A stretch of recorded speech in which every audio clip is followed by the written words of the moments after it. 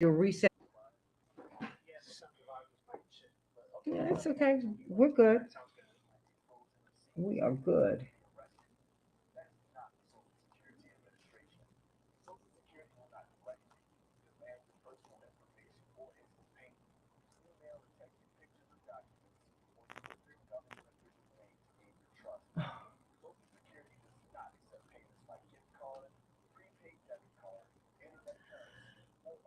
Okay.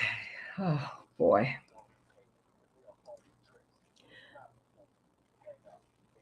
Okay, Darius, when are you back in town? Oh yeah, I need you to bring it down. Just it's a little hot now. Okay. Darius? When okay. I need well, let me find out if Mr. Alex, can you hear him on Facebook and YouTube? Oh, okay.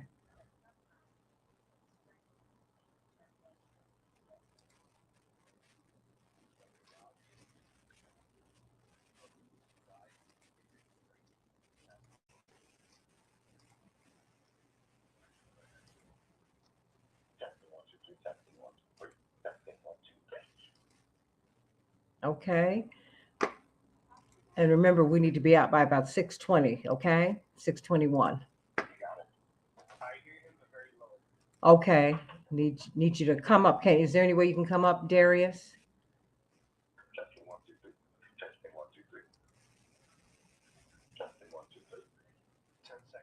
Is he still too low? Okay, is there an adjustment we can make on this end? Okay, no worries.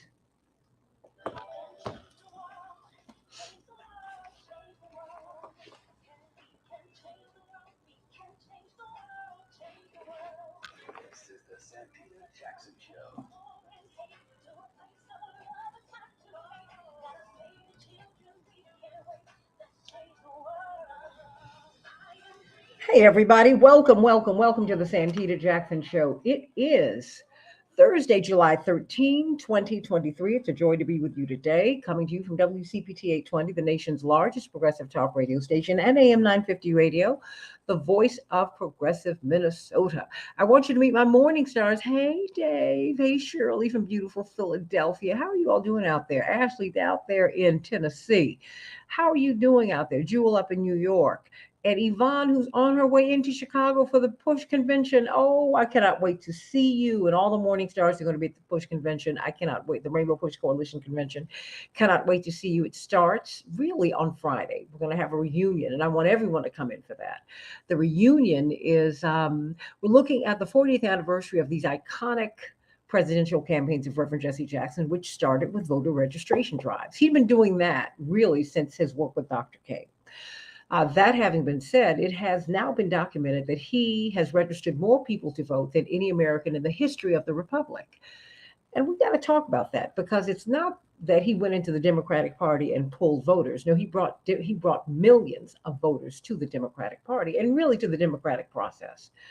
To be fair, because to me this has never been about a party; it's been about a process of enfranchisement for the dispossessed in America, which includes women. He was the first top tier presidential candidate to pledge, to promise to put a woman on the ticket. Even the eventual nominee would not do that while he was running in the primaries. It was Reverend Jackson who said, I will not run without a woman. It was Reverend Jackson who put forth LGBTQ plus issues. It was Reverend Jackson who established an Arab desk and a Jewish desk so that both of these people could be heard. And on and on and on and on it went. And it was the most American campaign from a Black perspective, not from the mansion down, as he put it, but from the manger up.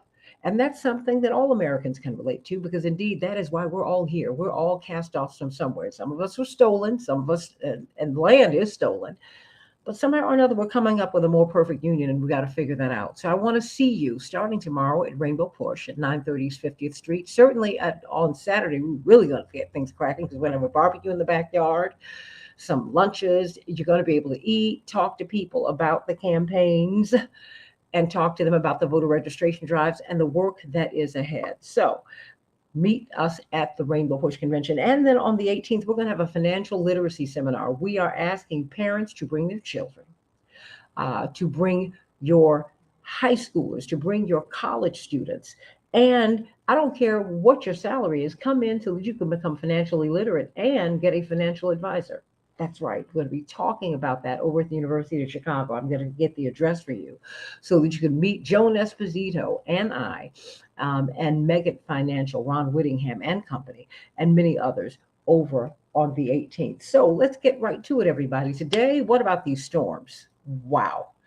Let us talk about these storms. We're going to be talking with some Chicago aldermen and activists and people who are watching sewage come up through their basements.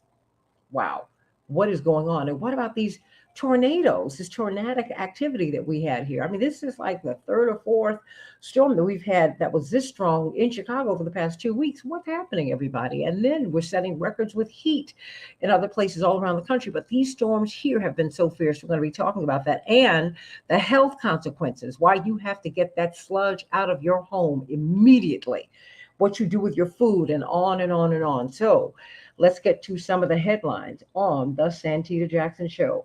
Hollywood is shut down, everybody. A union representing about 160,000 Hollywood actors is poised to go on strike after talks about fair pay with major studios and streaming services have failed. It will be the first time the members of the SAG-AFTRA union have stopped work on movie and TV production since 1980. That's more than 40 years ago.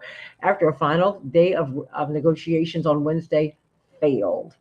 Blistering heat waves in the United States and Europe are on track to break temperature records in the coming days. In the southwestern United States, temperatures in Phoenix have reached 110 degrees Fahrenheit every day this month. Meteorologists expect record breaking heat this weekend, reaching a staggering, get this everybody, 119 degrees in some areas. Elsewhere, nearly 70% of all Americans will see a high temperature at or above 90 degrees over the next week.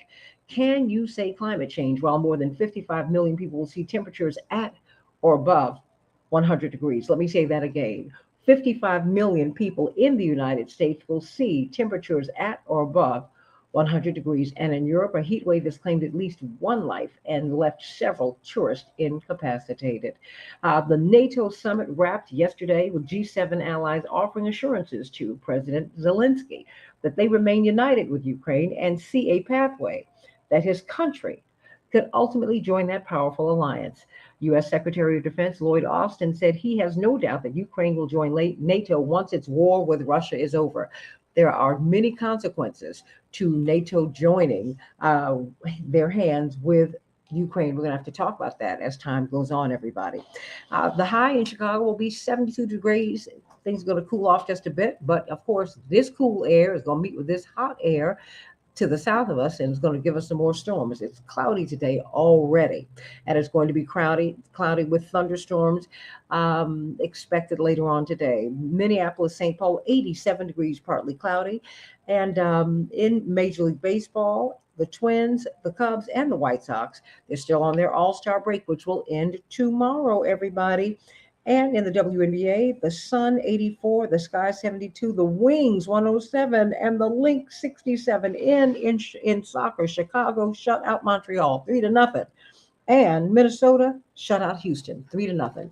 And those are just some of the headlines on the Santita Jackson Show. We have got, of course, Pastor Darius Brooks with us today, giving us good news. He's on the road with the Tommies and doing all of this magnificent work. But every week, they are ensuring that we eat, and they are giving away food at his magnificent church, Grace Central. I love that church. I feel so at home there. It's one of my home churches. I want you to talk to us before you give us the good news very, very quickly. How can we worship with you, and how could we get some of this food? Because a lot of people listening really needs to get in that line. Pastor Brooks? Hmm. Okay.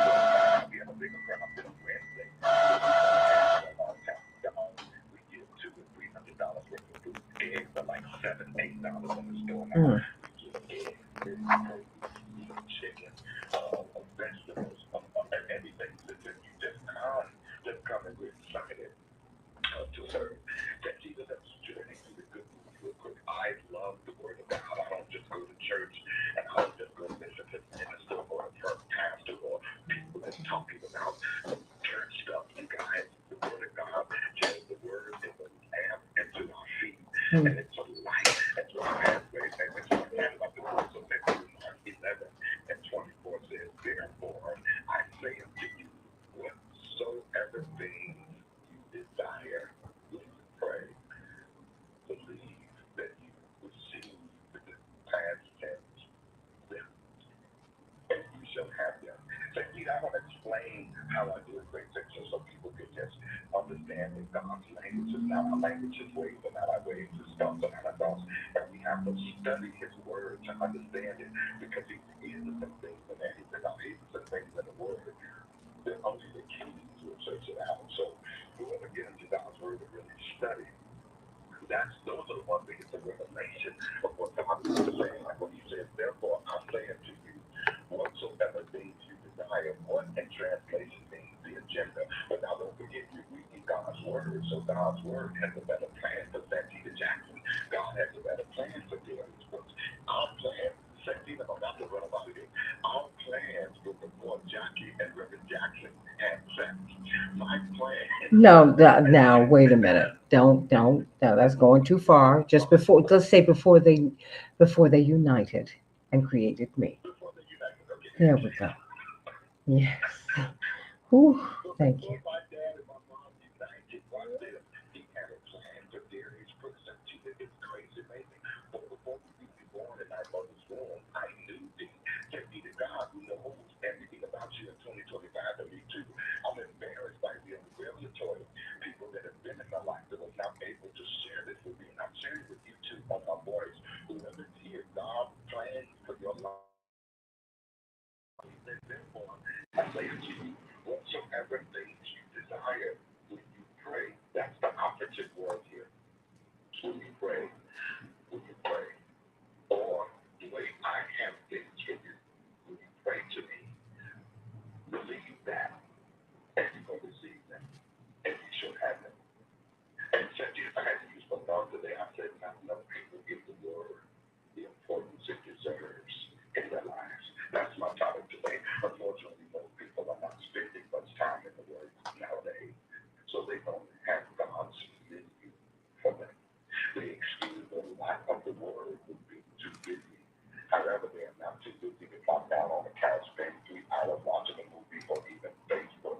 The truth is, people make time for what they think the Word of God, which is our GPS, the importance in the Word. That did not do 2 days, but I'm almost done because I'm about to cry for God's mercy and grace.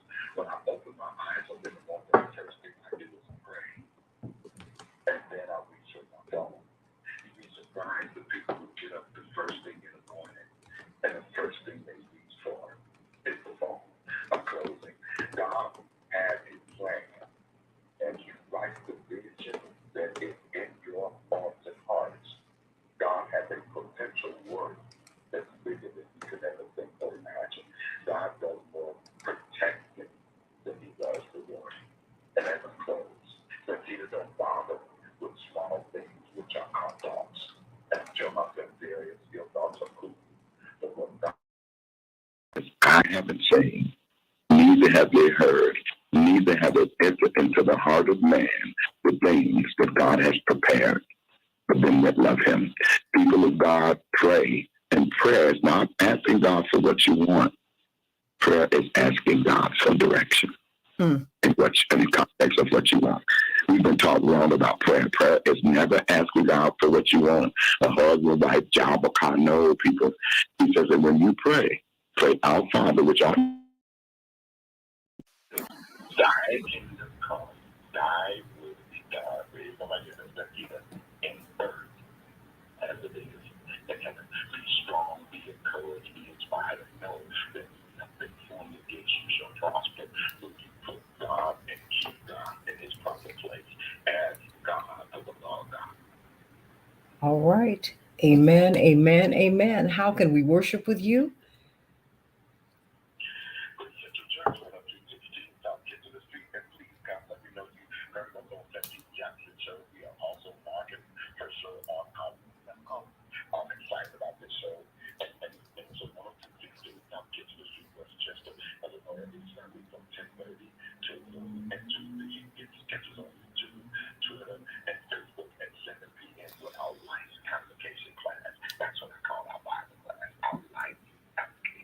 I love that. I love that. I love that. Well, I love you and travel safely. And I can't wait to see you next week at the Rainbow Push Convention. I love you, thank you. Absolutely. Love Pastor Darius Brooks. Yes, that Darius Brooks from the Tommies. That's right, the Grammy Award winner. Pastor Darius Brooks, Grace Central, everybody. Reach out to them, give them a love offering. And if you need something to eat, know that they are working to provide something to eat for you. He and the First Lady, Deborah Brooks, are doing such magnificent work with that church family. Before I pivot to Dr. Shanina Knighton, as we talk about these powerful storms that have been pounding the Chicago area, um, and the heat and all of these things that really can kind of get in the that can interfere with our health, that can make us sick. We don't know how to, what happens when the power goes out. Do you open your refrigerator? Do you close it? I mean, when you have sewage coming into your basement, what do you do? What do you do? But I have a caller. KD, what's on your mind, sweetie? Well, good morning, Santita. Thank you for picking up my call. Of course. I just, yeah, I just came from, outside the topic. I know you, your dad, English, I'm African. Where are you And from? you guys, Where are you from in I'm Africa? originally from South Sudan. Thank you. I'm from Okay. South Sudan, Okay. Southeast It's a Asia. big continent, a lot of countries on it. So you got to Yeah, talk to me. yes, yes, yes, we do. Uh-huh. So you guys, your dad is a hero and the example, good example. So what I'm trying to say, I know it's out of topic, but I want you one day to put the light about what's going on in Africa because we need to know exactly, especially other brothers and sisters around the globe to know exactly what's going on in Africa because Africa might get slave for the second time because the way our black leaders do business over there Hmm. is not the right business. And we might get slave for X of that. But you know what? Stay right there because we do have an international component in our Rainbow Push conference. James Gomez, who's from the Gambia, Okay. and he's Gambian American. He's bringing people from dozens of countries from around the world, and the African diaspora will be coming together at the conference. So I want you to join us at 930 East 50th Street on Saturday, so that you can meet some of our delegates who are in from the continent of Africa. We just have them coming from everywhere and from South and Central Okay. America. Because one of the things that we do, because I've talked extensively about African issues, and specifically different countries on this show, because I am very sensitive to that. And just know corruption is something that is endemic to power, right? They say absolute power corrupts and absolute power corrupts absolutely. So I think we should be very careful in amplifying, I guess, the sins, if you will, of African leaders. Although, I do have a higher expectation given all the blessings that Africa has naturally. But I promise you, you will hear more about the African continent on this show. I promise you that. Yeah, because this is what happens. Okay, just very quickly. We need the people, black people, that they need to purchase these people because the real black people in Africa, Mm-hmm. they don't have problems. The problem is 54 people, you know. Mm-hmm. And then those 54 people, the superpower country like US, they don't need to start stuff. They don't need to leave everything solved. They're not gonna solve it, you know. Well, you know But what was so what painful? they need to do, I think that's why killing Gaddafi was so dangerous and it was so devastating to the continent because he was working to pull us together and he was right on the verge of that, right? And so killing no, him. Gaddafi was not, Hmm. Gaddafi was not the working interest of Africa. It was I not. I'm going. what If one day I give you, if it's, I uh, think it's one day I can talk to you well, and we can talk. because there are We can countries talk, and we can disagree respectfully. But next time you call, I want you to be on yeah. topic. Did you have to deal with the storms last night? With that, The storms, did they impact you last night? I work night, but it wasn't night because I left home late because Okay. my job was late. Yeah. Well, So I well, thank you for asking me Well, that. right now I've got to But pivot let me because, say, well, no, I've got to pivot because okay, I've got tens of thousands, what's KD. I've okay, got tens of okay, thousands of yeah, people. Wait, we can talk during the okay, break. okay, go ahead. Stop, stop, stop, All stop. right, Stay right there. We've got tens of thousands of people in the Chicagoland area who are without power, And Katie, and everyone, please try to stay on topic when you call in. I do want to bring in as many of these callers as we can. And I'm glad that KD called in because indeed, during Reverend Jackson's presidential campaigns, he was the first presidential candidate in history to put African policy at the center of his campaign. Do know this: when he advocated for the release of Mandela, Mandela was considered to be a terrorist. Mandela was classified as a terrorist even as the president of South Africa. We fought against his freedom fiercely and got him and worked with MI6 to get him arrested. And so, when I do disagree with you about President Gaddafi, because he was someone who was working, he had a great love for Africa, and we can all disagree and agree on about different leaders and their stances. What we need to do is come up with an answer to many charges that Africa is being recolonized because it's the richest continent on earth. So we got to talk about that. There's a lot we've got to talk about, but I hope that you'll join us at 930 East 50th Street, KD, so that, because I need to know who you are. What information do you have? Because everybody doesn't get over here as a refugee, so I want to know who you are. Let's talk about these powerful storms, and we're going to talk with Dr. Knight, and she's going to be kicking off the discussion so that we can find out how we can stay healthy as sewage comes into our basements, as we're flooded, and on and on and on. Back with more of the Santita Jackson Show in just a minute.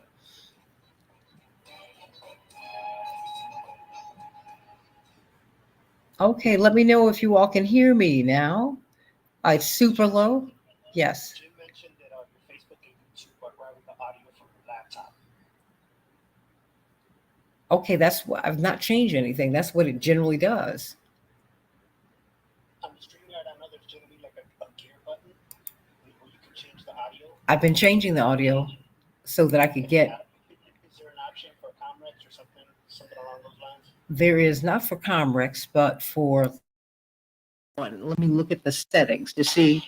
Can you all hear me? Let me know if you can hear me. Let me know if you can hear me. Let me know if you all can hear me. Is Chaparral on there?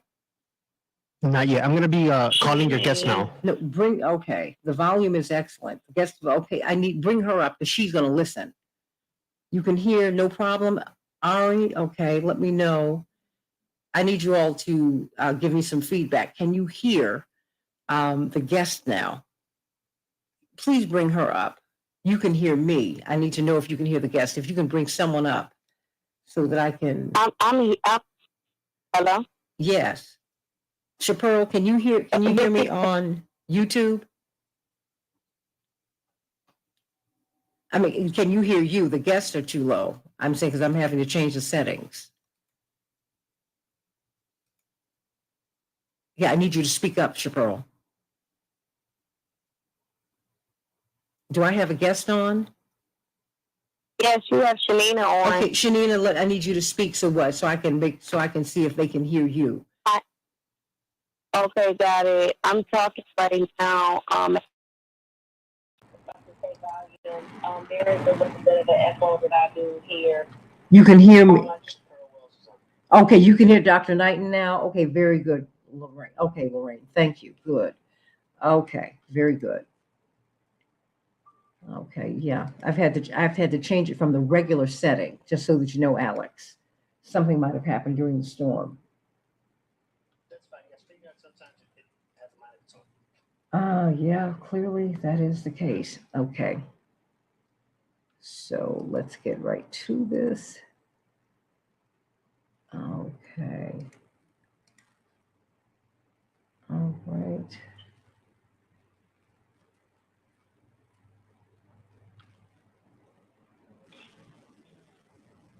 Okay, you all keep on talking. Good morning.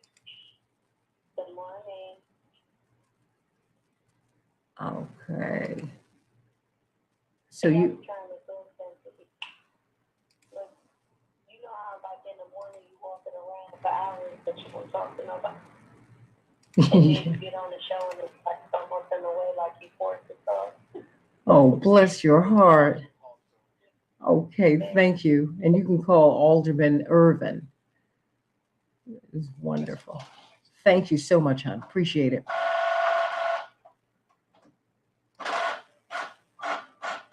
Oh boy.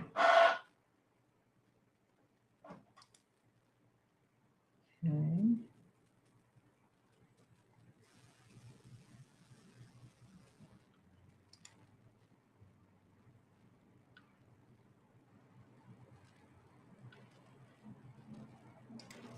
Okay, you all can talk, honey. Honey, I'm producing a show, so I cannot talk with you all. You know, it's okay. Dr. Nigel? Yeah, I'm here. I had a quick question. I know we're going to talk about the storms and everything, but what do you do? 10 seconds. Well, no, you ask her when we're on, okay? Okay, very good. Stand by.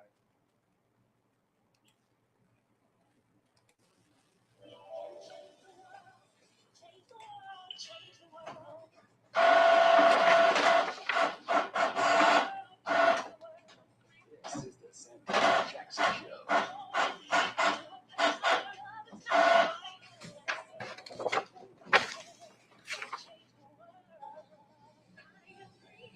Hey, everybody. Welcome, welcome, welcome back to the Santita Jackson Show, Thursday, July 13th, 2023. Hope that everyone is well. Boy, we had quite a night. Powerful storms pounded the Chicago area. It seems like for the third or fourth time in the past couple of weeks. Torrential rain, damaging winds, and not only tornado warnings, but tornadoes touched down 20, 30 miles outside of the city. And so we need to know how you're doing. 8 inches of rain fell in some areas. People have sewage coming through their basements, and certainly they have water coming through their basements. Tens of thousands of people are without power, and on and on and on it goes. And you get these powerful storms when you get a storm when the heat and the cold meet. So when you've got these record-setting this record-setting heat in the United States and all around, and really in Europe and the United States, it's just unbelievable. Temperatures of 110 degrees, 119 degrees, and on and on and on. And then it meets something that's 10, 20, 30 degrees cooler. Chances are you are going to have powerful storms, and they have been powerful. I mean, I live fairly high in my building. I have to go to the basement, and my mother will call me. I hope you're not upstairs. I hope you're downstairs. I hope, because you don't need to be upstairs while the storms are raging. And the fact is, sometimes I stay up just to see the strength of the storms, and it's whiteout conditions. It's unbelievable. But we need to look at how this is impacting how we live, everybody, how we're living. The American Society of Civil Engineers, I've been bringing their reports to you down through the years. We've actually gotten a little bit better. We have a C- rating.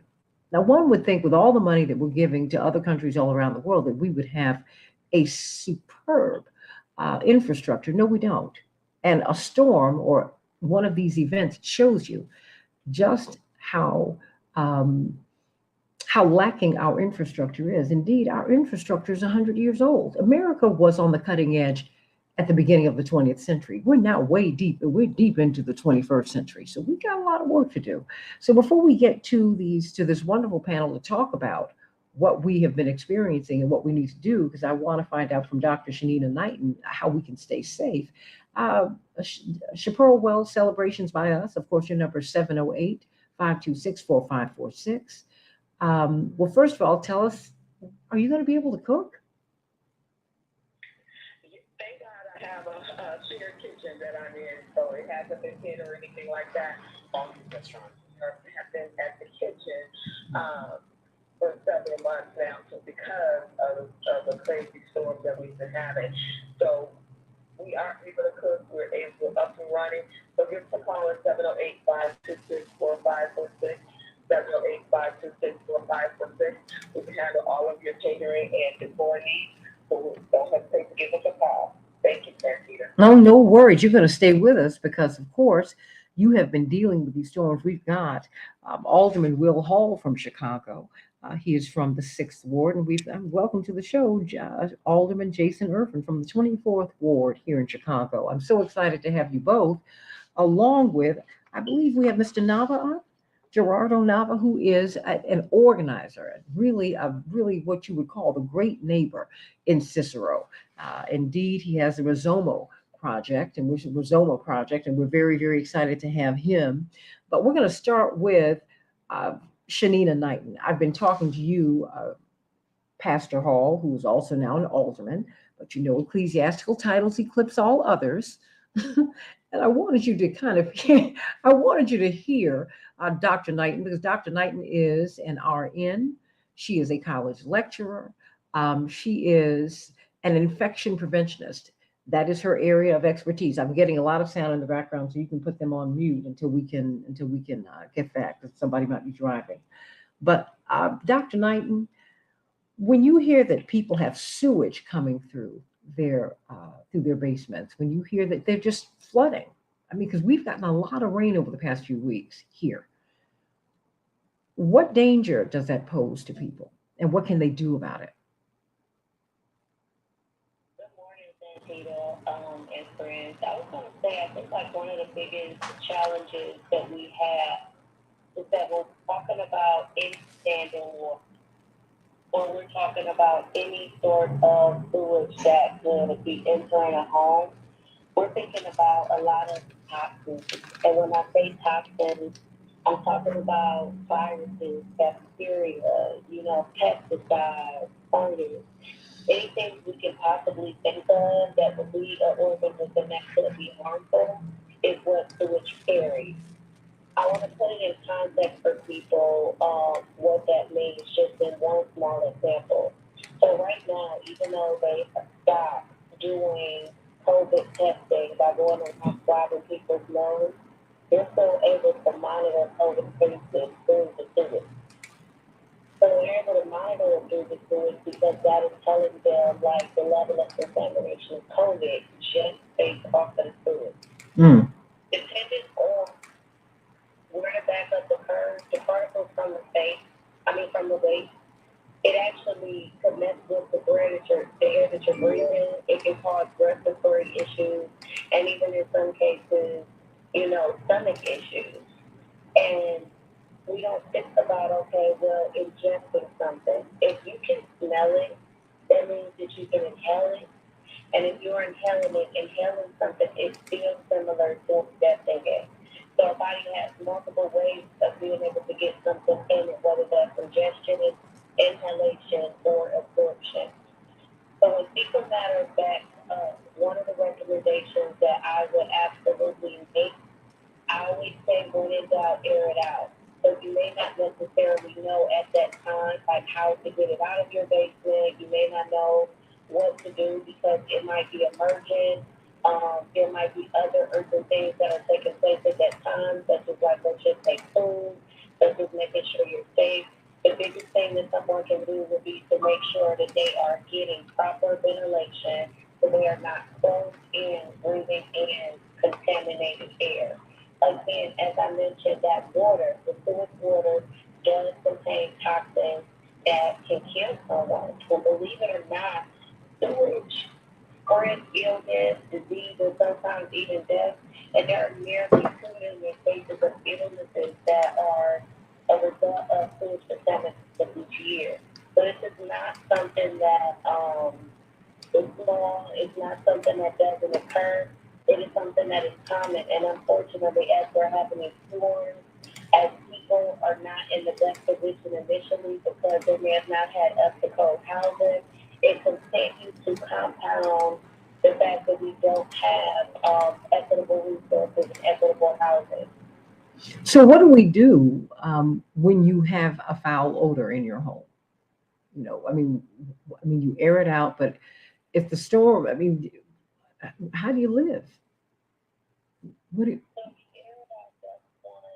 The other thing is to so checking the drainage system, see if you can get it out. Believe it or not, like some people have had to like get buckets and remove it from their homes in that manner. It sounds crazy, but they've had to actually like manually remove it. If that is the case, naturally, I recommend gloves. I recommend, again, we're talking about having to have resources.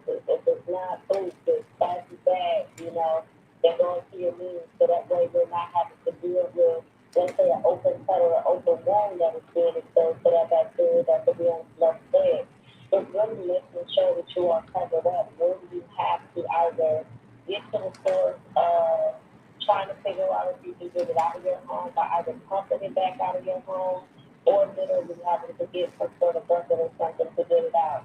And then even still things, even once those items or like once that nasty water is removed, there's still a process that you have to go through, understanding like the what in your basement is ruined versus what can still be sanitized. I always tell people that if there is clothing that does end up, messed up as a result of that, taking it through multiple wash cycles and taking it through a sanitation cycle is going to be key because again, we are talking about outside contaminants that come as a result of fecal waste that is now on your clothes. As I mentioned, hand hygiene, that being one of the most important things that you can possibly do.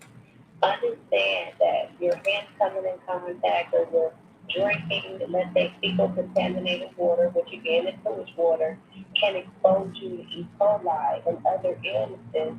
And sometimes that results in a fever, it can result in watery or bloody diarrhea, abdominal cramping, and nausea and vomiting. So now, compound it on top of having to deal with fluid, on top of having to deal with the possibility of ingesting this by having bad water, you're being perpetuated the fact that you may not have to go, so you can't go to work because then you're sick as a result of the side effects of ingesting it.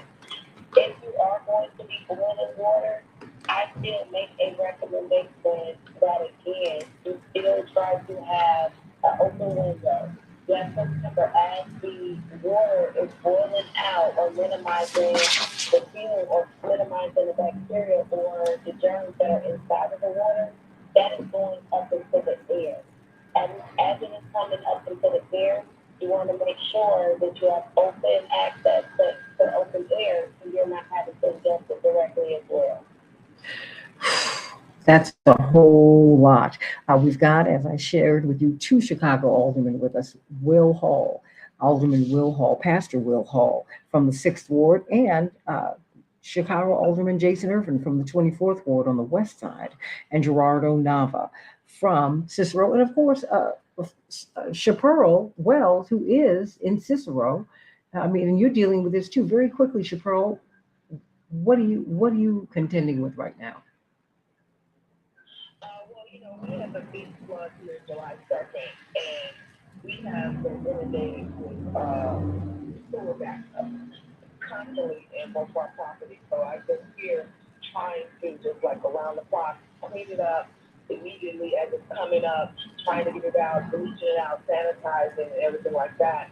And the thing is that our infrastructure here in Cicero is totally outdated. And so what we're seeing here is that the problem is with the sewer line.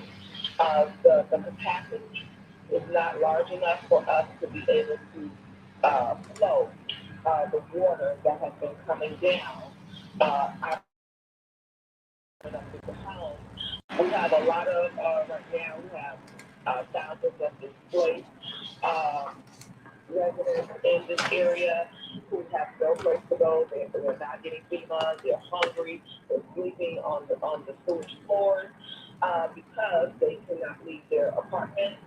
And so on Tuesday we had a town hall and we had a press conference to talk about this because we have been demanding that we get FEMA relief because of the issues that we're having here in Cicero, as well as also the west side of Chicago. So what we have seen, Santita, and is that there is a real issue. They knew that this problem has been in for centuries, for decades. This has been a known problem Mm-hmm. that the sewer lines have been bad and that they need to improve. And if you take the Water Reclamation District, the west side of Chicago, 50 area plants, that this problem is occurring. And unfortunately, the black and brown people are actually receiving the brunt of this weather problem. We didn't see downtown Chicago flood during NASCAR. We saw, the west side of Chicago, Glendale, as well as Austin community, and of course just around in Irwin, re-flooded because they closed the floodgates to flood us out in order to protect downtown. And so what we're seeing is that our government officials are actually making these choices to hurt the poor neighborhoods because of the fact that they must protect the rich. Well, you know what well, I think I think that you're right, but I think it's also a little deeper than that because America has a priority problem. We have not prioritized infrastructure. You go to other countries around the world, and they are updating their and upgrading their infrastructure. We have not done that. It's not a Chicago problem. It is an American problem. Our priorities are off. The American Society of Civil Engineers. I shared this with you last night, Pastor Alderman Hall. Excuse me. Um, and when I gave you that, you were like, my goodness, look at this report. They give it every 4 years, Alderman Hall, every 4 years. And then I want to hear from, of course, Alderman Irvin and Mr. Nava. I mean, come on. And you heard from Dr. Knighton just how dangerous this is. If you can smell it, you have had exposure. Yeah, thank you, first of all, Santita, for allowing me to be a part of the conversation. And then secondly, I want to also thank my colleague for inspiring me, Alderman Open, who's some of the mayor, and she's some of the resources on the west side just this week in the aftermath of the previous storm. So I remember closely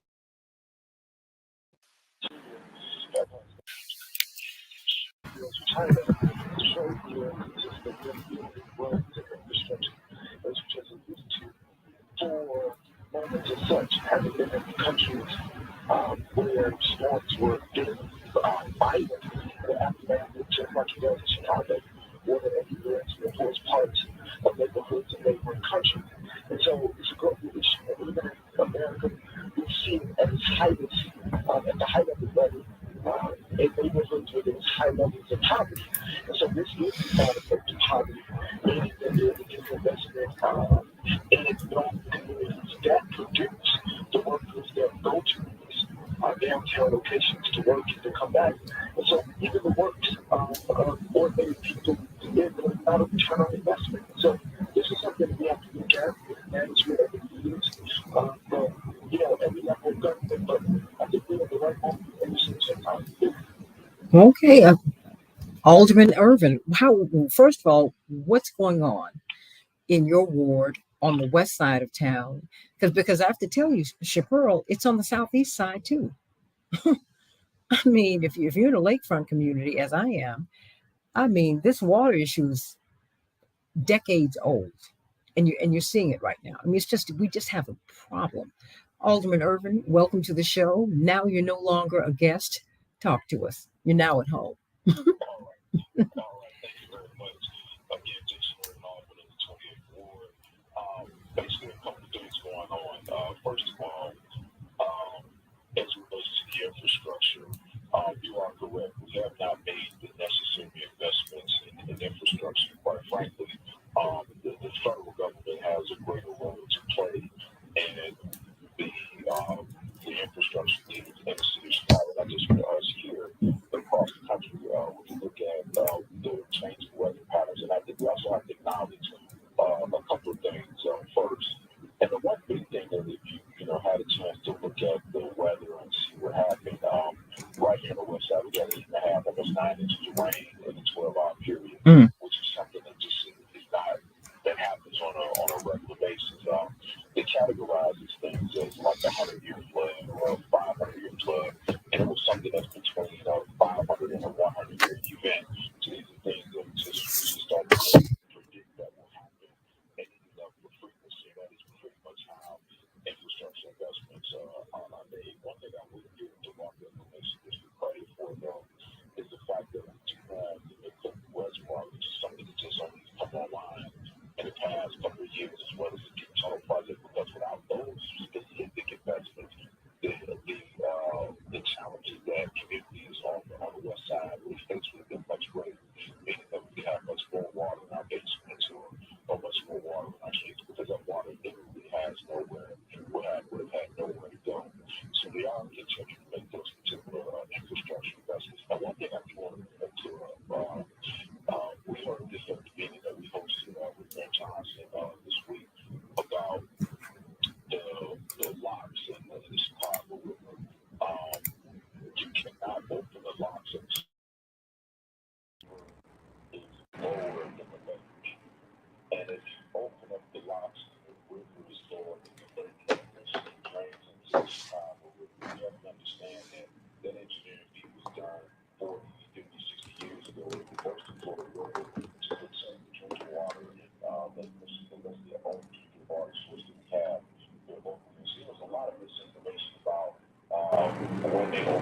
And what that does, essentially, we don't want to open those locks because we don't want to contaminate our drinking water. And the last time that was done was back in 2020. And again, that is to provide some flow relief.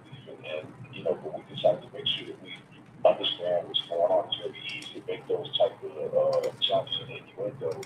But at the end of the day, just not the truth. And again, that's why we had people from the Water Reclamation District come out, the engineers come out. But as what Alderman Hall said, we do need to invest in the infrastructure. And quite frankly, the U.S. government has spent more money on war than it has where other countries were investing in their people and their infrastructure. We were investing money in wars that were going on away from our country. We have a huge amount of debt for that, and now we don't have the money really necessary to make the investments here in the states that we need to make in our infrastructure in these types of systems that will prevent this type of flooding, and also to invest more into our natural resources by putting more trees in the neighborhoods to absorb some of this water, and doing things such as disconnecting your downspouts, doing other environmentally friendly things that we need to do in order to prevent this level of flooding, because these 100-year events, as they're calling them, are not happening every 100 years. They're happening every 4 years, every 5 years. So we have to make adjustments in our lives and our infrastructure to manage that. Well, and they're happening every other week, Alderman Irvin. I mean, this is like insane. I mean, because the strength of these storms over the past couple of weeks, quite frankly, have been shocking. I was caught in one last week. They had, the storm was so ferocious that it moved the car from the third lane over to the first lane. I mean, it was the wind. And I can believe that, yes. Yeah. And that's why I wanted you all to meet Dr. Knighton, because we also in real time have to let our neighbors, our elders, just let everyone know, because everyone's at risk. They need to know how they need to function with this so that they don't get infected and sick. We already have a health infrastructure, a healthcare infrastructure that virtually does not exist for poor people, and for middle class people, it's tight too. I mean, so I want you all have to bring her into Chicago, because we need to know exactly how we can wind our way through this, because many of us don't know that if you can smell these foul odors, you have contact.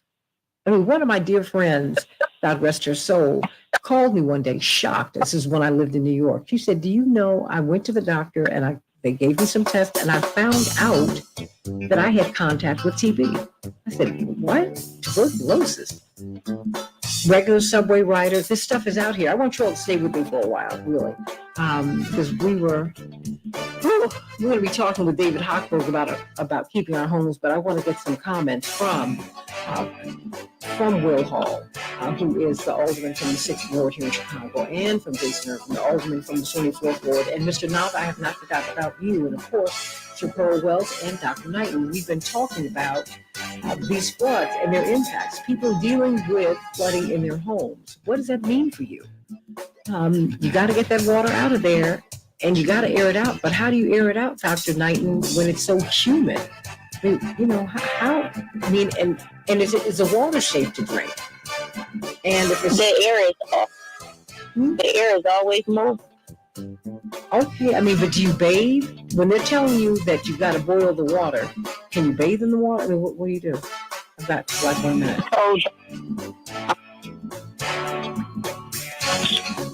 Dr. Knighton?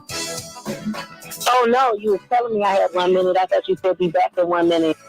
So, yes, that's the thing. So we do need to take into consideration chlorine as well as bleach, and the power that it does have. And so even when I'm making recommendations, let's say whether it is to leaders or when someone's thinking about what are resources that they can provide someone, providing them some sort of chlorine tablet, some bleach, some sort of like a resource that they'll be able to use to at least be able to kill off some of the bad things, and the water is a start. There's different things. I get it, such as life straws. Not everyone will be able to get an actual life straw. So we have to think about what's out. And while we think about what's going on and what is helping third world countries, we need to think about what are some of those resources that we should be putting in our emergency kits in order for us to be able to keep our houses safe when we know that the water may not be safe for us to drink or bathe in. And this goes back to that conversation we had, which happened in my state, of Ohio and East Palestine, where they didn't have the option of being able to boil water. And how I mentioned just making sure that you have access to an emergency supply of just even if it's drinking water to be able to do a simple bathing in. And so there are small things that... Hold on, because I got a hard break because, we're in more than one market. Back in just a minute on the Santita Jackson Show. Okay, you all. I'm sorry. I have hard breaks because I'm not just on in Chicago. Okay? Can you stay with me a little longer? 100%, yeah, absolutely. Just thank you so much. In fact, because I've got to move. Ms. Jackson, would you like me to call Mr. Hochberg a little later so that you can continue with your panel? Yes, would you? Yeah, I think we should. Don't you? Yes, if you want to continue this conversation, I can call him as you're doing the headlines at 7. And ask him if he can come on at the bottom of the hour. You want him to come on at the bottom of the hour at 7:30? Yeah. Okay, I'll let him know. I'm gonna have to move Dr. Wolf over. If you can ask him if I can move him over to tomorrow. Dr. Wolf till tomorrow? Okay, will do. Okay, you guys, because I really wanted you all to be heard, because many of us, Alderman Irvin and Hall and Mr. Nava, we don't know, and Shapiro, we don't know the measures that we need to be taking in our homes. I mean, she just mentioned these tablets, these sanitizing and purification tablets. I mean, are there any efforts by the city or FEMA to get this to people? Mr. Irvin, Mr. Hall? Right now, we just received some cleaning supplies from the American Red Cross. We've been distributing those to residents. We distributed those at our meeting we had with the mayor on this past Tuesday. So we are starting to see stuff come from the American Red Cross to get to people. Ms. Jackson, David said he can't do it at 7:30, but he can hop on next week if that's all right. Like holding it there, waiting for somebody to come see it. Tomorrow, I'll ask him. So we're definitely trying to get people through the cleanup processes. That's the bottom line right now, is to get clean, get that stuff out to the house so that it can, air out. But let me ask you this then, because we're on Facebook and YouTube right now. When you're cleaning, what precautions do you need to take, Dr. Knight? Because I would imagine if you have a little cut on your Mr. hand. Hochberg said he could do it tomorrow at the same time. Oh, if we could do it at 6:30, that would be better. 6:30? Let me ask. Exactly. What I was getting ready to say as well is sometimes it's not a matter about doing it, but it's about how you do it. And I just want to bring up that not a lot of people are aware of what appropriate cleaning measures are. And so I do hope that, there is some level of education that is being provided to the public about how to handle waste, how to make sure that they are keeping their hands clean, how to make sure that they're not cross-contaminating. Those are some of the key factors. We don't think about it. Mr. Hochberg said he could do it tomorrow at 6:30. Water on a regular basis. It doesn't come as like, let's say, second nature for us to not use that water. So many people may still get up and brush their teeth in that water. They may still wash their hands, not realizing that the actual water source that we've become used to may be the problem. If someone is mixing, let's say, that contaminated water, so they're bringing them supplies, but they're now still taking a bucket of water, which let's say may contain contaminated water, and then that's what they're using as their cleaning supplies. We have to ask, if that's safe. To Santita's point, if gloves are being provided, is hand sanitizer or some sort of hand sanitation, materials being provided for before and after with putting on and off those gloves, disposing of those gloves, because that's another problem, too, is that people may not know what to do with waste. So after they actually have gathered the waste, after they've gathered trash, What do you do with it that is not going to continue to cause you harm? And if people are still, let's say, leaving it in their homes because they might not be, let's say, have the literacy levels as it's around infection prevention and control to understand that it should be disposed of, understand that it should be taken out of the home. You know, these are the things, unfortunately, where people believe that they are doing the best that they can, but sometimes the best can still lead to negative health effects because they just don't have the proper instruction on what to do. We saw that during the pandemic when you had people walking around in the grocery stores with gloves on, not recognizing that the gloves were the actual object that was causing harm instead of helping them. And so I think that this is a lot around not just handing people materials, but also making sure that they are educated appropriately on how to use the materials when they are in these situations. Is that happening, Mr. Irvin, Mr. Hall? Alderman Irvin, Alderman Hall? Well, I think, again, what has just already been spoken, what we're seeing is a lot of people in survival mode trying to save what they have.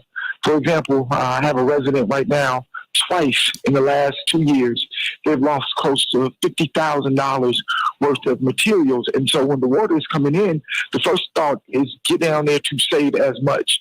Get down to pull as much as you can off the floor.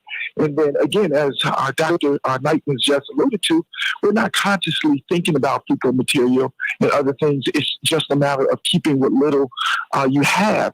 And I do think that secondly, as Alderman Irvin has, again, led the way in bringing the resources to the people.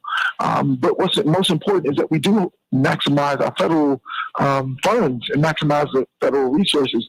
With the governor making a declaration, soon people will see the benefit of that declaration.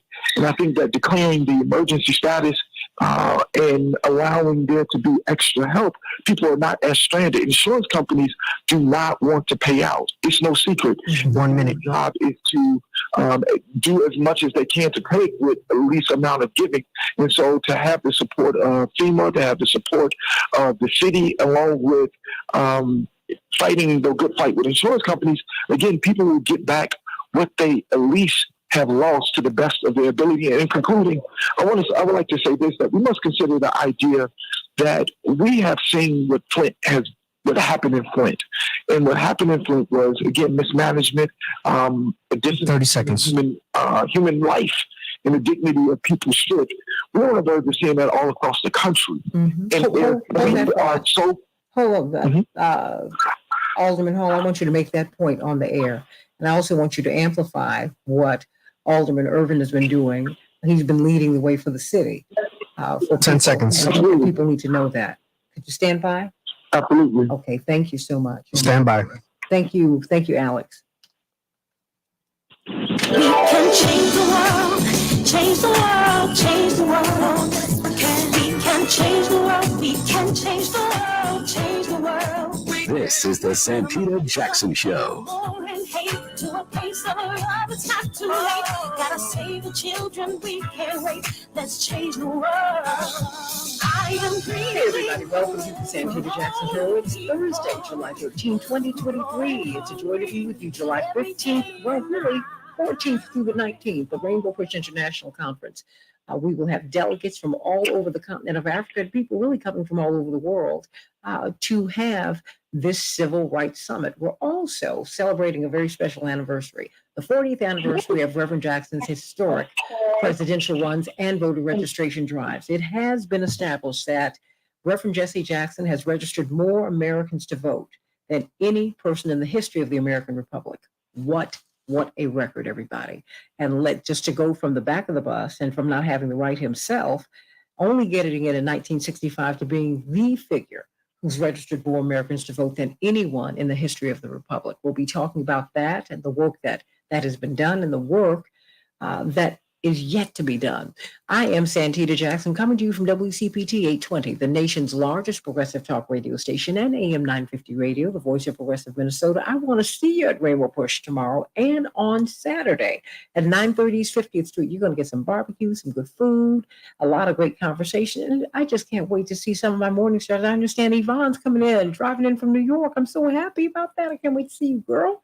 It's going to be great. And all my morning stars, come on up so I can give you a hug, so I can know who you are. And everybody, I want you to call us at 773-763-9278, 773-763-9278. Were you impacted by these powerful storms that have pounded Chicago over the past couple of weeks? Indeed, what was remarkable yesterday was that several tornadoes hit our area.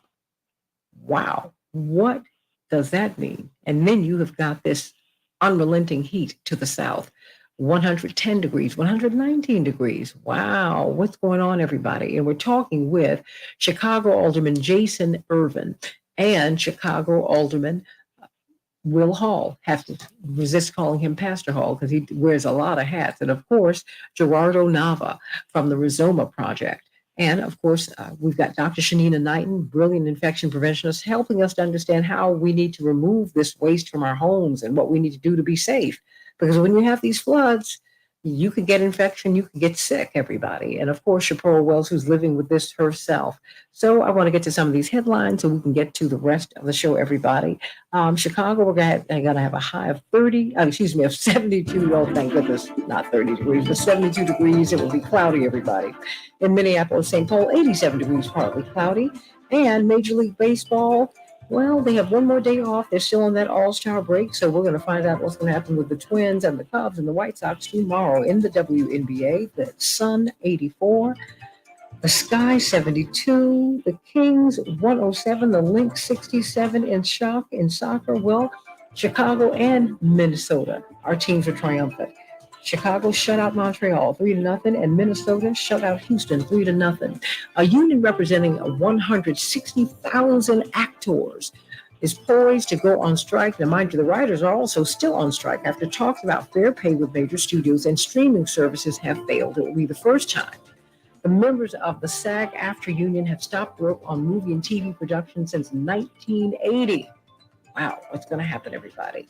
Blistering heat waves in the United States and Europe are on track to break temperature records in the coming days. In the southwestern U.S., temperatures in Phoenix have reached 110 degrees Fahrenheit every day this month. Meteorologists expect record-breaking heat this weekend, reaching a staggering, get this, everybody, 119 degrees. Nearly 70% of Americans will see a high temperature at or above 90 degrees over the next week, while more than 55 million will see temperatures at or above 100 degrees. That is 1 out of every 6 Americans, everybody. The NATO summit wrapped yesterday with G7 allies offering assurances to Ukrainian President Vladimir Zelensky that they remain united with Ukraine and see a pathway that his country could ultimately join the powerful NATO alliance. U.S. Secretary of Defense Lloyd Austin said he has no doubt Ukraine will join NATO once its war with Russia is over, adding that there is still work to be done. Let's get to these tremendous guests as we've been talking about.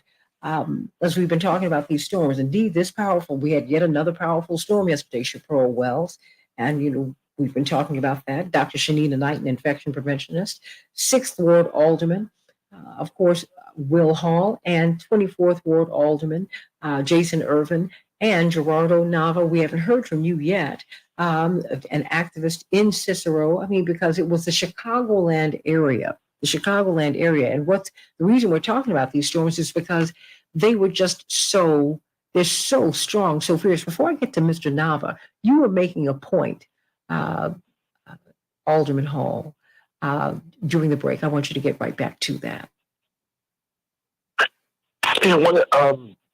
As we were leaving, one of the things, again, that we must consider in this moment that we're in is that what we're seeing in Chicago, we're seeing in major cities, Flint was the beginning of.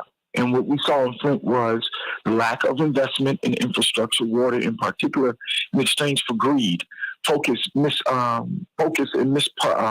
misprioritizing people that live in and depend on water. We have the most water supply in the world.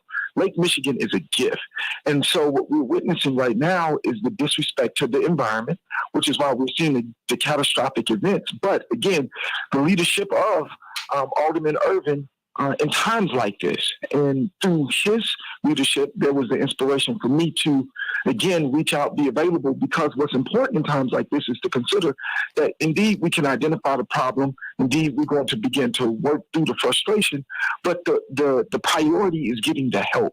And so the help been given through the Red Cross and coordinate with through Alderman Irvin and other West Side aldermen has really set precedent that this is what this time is about. It is about coming together, and we cannot forget that the situation that we're facing, if we're not together and working through solution, and in the solution, I do believe there will be jobs, right? I do believe in the solutions.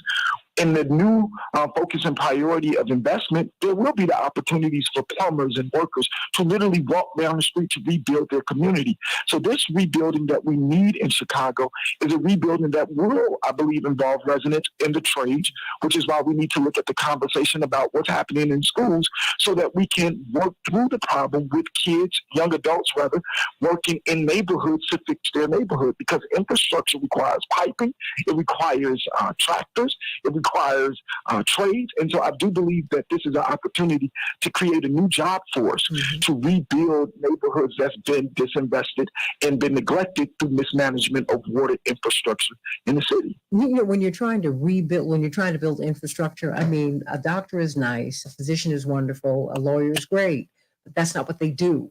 You have an academic track, you have a vocational track, and we need both. I mean, we're missing out by not having a robust vocational education track. I mean, these are jobs. The work is here. Where are the jobs? You know, I mean, Alderman Irvin, that's a big deal, you know, because we're missing out on a lot of work. I mean, people don't have to leave. I mean, this is what happened during Hurricane Katrina.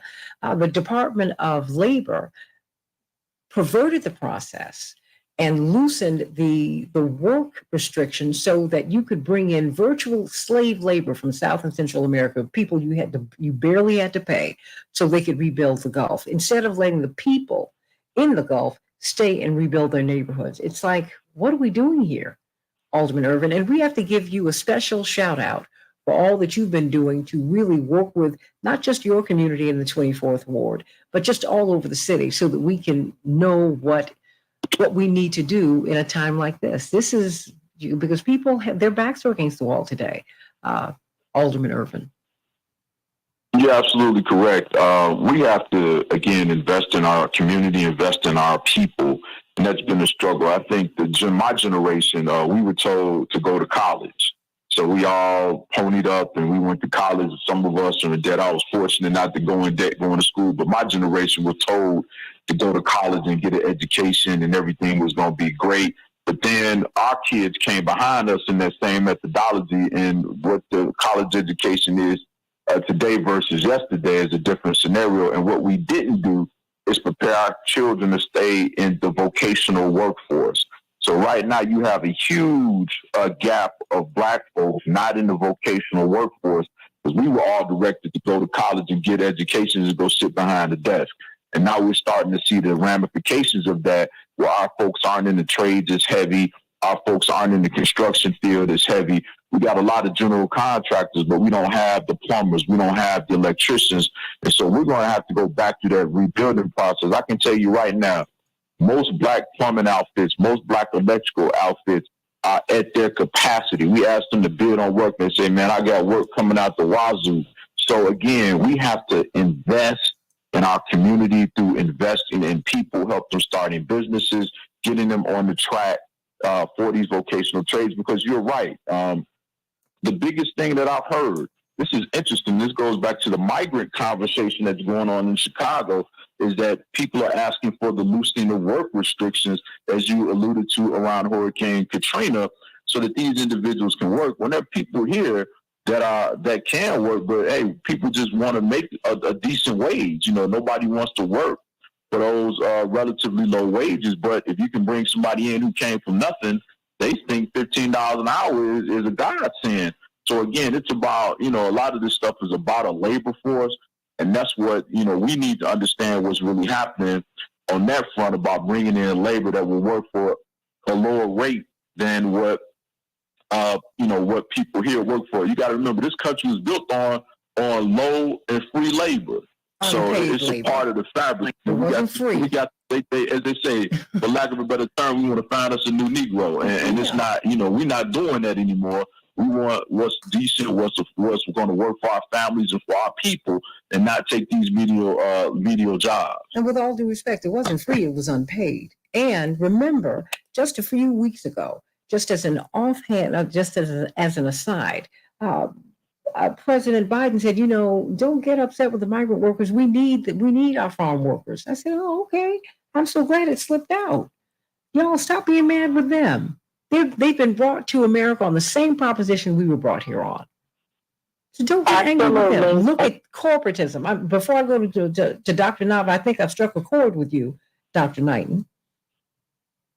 Well, because and this is only just referencing what was mentioned about those trades. And so it's interesting, Santita, because my husband does exactly just that. So he did follow that traditional route of going through school for the engineering, for the education, and now runs like a used appliance business where he actually trains people to be repair techs because people don't know how to repair their appliances. And so as a result of that, just as we mentioned, those individuals that are like, okay, $15 might be a lot of money to them, in order for them to get into that sort of business, you're training them, teaching them to be able to go out. But not only just that, not just looking at it as being, let's say, someone that has a college degree, but these are individuals that might be felons. These are individuals that might not have, let's say, a college education, may not even have a high school education. And so I do agree that the basic necessities of what we need in life is being neglected because we do not have people trained to fulfill those roles. And we're not seeing, let's say, federal funding or even, let's say, state funding push us towards those initiatives so they can be taken care of. And so when we do look at this situation, such as, sewer issues, when people need to know what they should be doing to prepare their home just in case there is a storm, there's not enough individuals to go around and actually help with that prep work. And so if we're talking about what is a long-term solution versus what is, I would say, a Band-Aid in regards to how do we tell people after they're in the issue, we have to fix the infrastructure by making sure money is invested in those programs. Mr. Nava, talk to me. What are you seeing? What are you seeing in your community? You're in Cicero. And are you surprised by any of the information that you've heard today? To an extent, I would say that I'm not entirely surprised about the information that I've been hearing so far, including the information in regards to the preserving the water lines and making sure that no contaminated water goes into the lake. Obviously, Michigan is a very important source of water for not only the Chicagoland area, but also for the people that benefit from that water. It's very crucial that we protect that water at all costs, especially if it's the one the same water that we're drinking from. It's also worth pointing out, just because we want to make sure that if we're talking about transparency and if we're talking about trying to make sure that we're doing what we can to help not only the residents, the city members of the city of Chicago, but also the suburban people that not only have, everyone has struggled with flooding. And it's worth pointing out really quickly that the sewage plants over by Stickney are not disinfected. And it's very important to make sure that we understand that, if we're talking about trying to maintain a clean and healthy environment and also trying to make sure that us as residents are doing what we can to make sure that we try to clean up any contamination from any sewage that may have entered into our homes. It's very important that we want to make sure that places like the sewage plants are clean, that when we're disposing the waste, that it's properly being removed. There's been so many stories over the years about how the air quality around the sewage plant around Cicero has been contaminating the airspace as well. And many residents have brought up these issues, and local officials have downplayed the contamination as not a big deal. It's not at the high level of health hazard as they would claim. But independent studies have shown that there is an issue there, that there is a need to do more. And going even further to going into the town of Cicero, when the day of our flooding, when it occurred, we had a lot of unclogged drainage blocking around different parts of the city. And we also had, we had submerged vehicles. We had basements completely flooded out. We had power lines knocked out. And none could have been more evident, specifically looking at the 49th Street and 19th in Cicero, where water could have been, like, the water was as high as your waistline. Like, that's how high up it kind of got. Now, I mean, obviously, depending on how tall you are, how short you are, Which is just your figure for average height, right? Yeah. Yeah, right. Yeah, exactly. Yeah, precisely. So, when we had our town meeting a few days ago over the town of Cicero, a lot of residents were there was a lot of concern. There was a lot of just you felt the loss, not just from looking at what was being thrown out in the alleyways, where people had to throw out so much different furniture, essential pieces of home, clothing. A lot of people lost. Some people lost everything, and that could have been more evident than some of the testimonies that were fortunately able to share when they spoke with town officials. But the entire time, and hold on one moment, because this is where the aldermen can be helpful to us as well, even though they're in Chicago. I mean, they're government officials. See, my concern is now in California, Mr. Nava, these insurance companies don't want to insure people's homes because they're having so many disasters out there. So I'm like, so what are you holding on to this money for? So if people actually have the right insurance, are they going to get any relief, Mr. Nava? So this is what I know as of the moment right now. At the moment, currently, for people in the town of Cicero, if you had damage into your home, it's very important that you submit a report where they have a flood damage report in regards to what occurred on July 2nd in regards to the storm. And there's also another form for businesses to fill out if they had any damage or flooding related to the events of July 2nd. Now, of course, looking at and conveniently, this is all within the town website too. Now, you have a caller. I want to point out, just for the aldermen to at least maybe keep a note of, or maybe at least help understand people that are in the city of Chicago. When I look at the city website here, there isn't any particular links as to how people are able to report any damages. There isn't any report about if businesses, if they had any site damage into flooding related to their businesses, how are they able to report on that? But obviously another major concern, just to kind of highlight it overall, is the damage. This is just a general question for the aldermen if they're able to answer this. If residents are able to make reports themselves, are the aldermen responsible for the rewards of how they collect that information and process it to the city?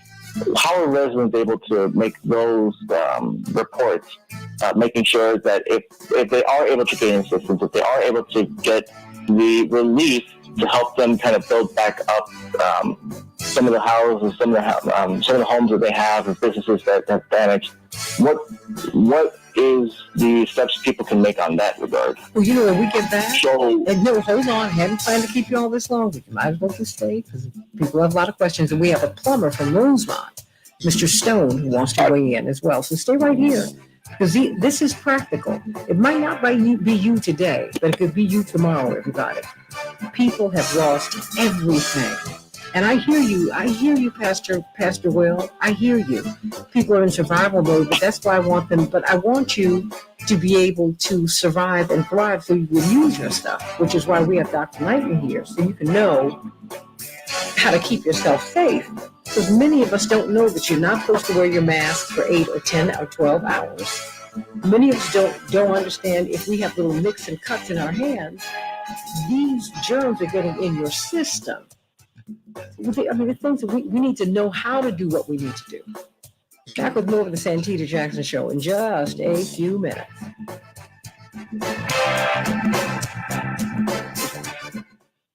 You all keep talking, but I'm going to bring up. Thank you for availing yourselves to us today. Really, and you know what I want you to do. I actually have to. I got to jump off. I got to get my daughter ready. Oh, honey, I'm sorry. For school. Okay. Yeah, no, it's okay. No, I had text. I guess the number they called me from. Just to let them know that. But no, you want to say something thank to you Mr. for having me. Oh, look, you know. know. Yeah, I can. So we're using the city's 311 system to accumulate information for individuals who have had damage. And that's step number one. And we're using all of that information for the damage assessment.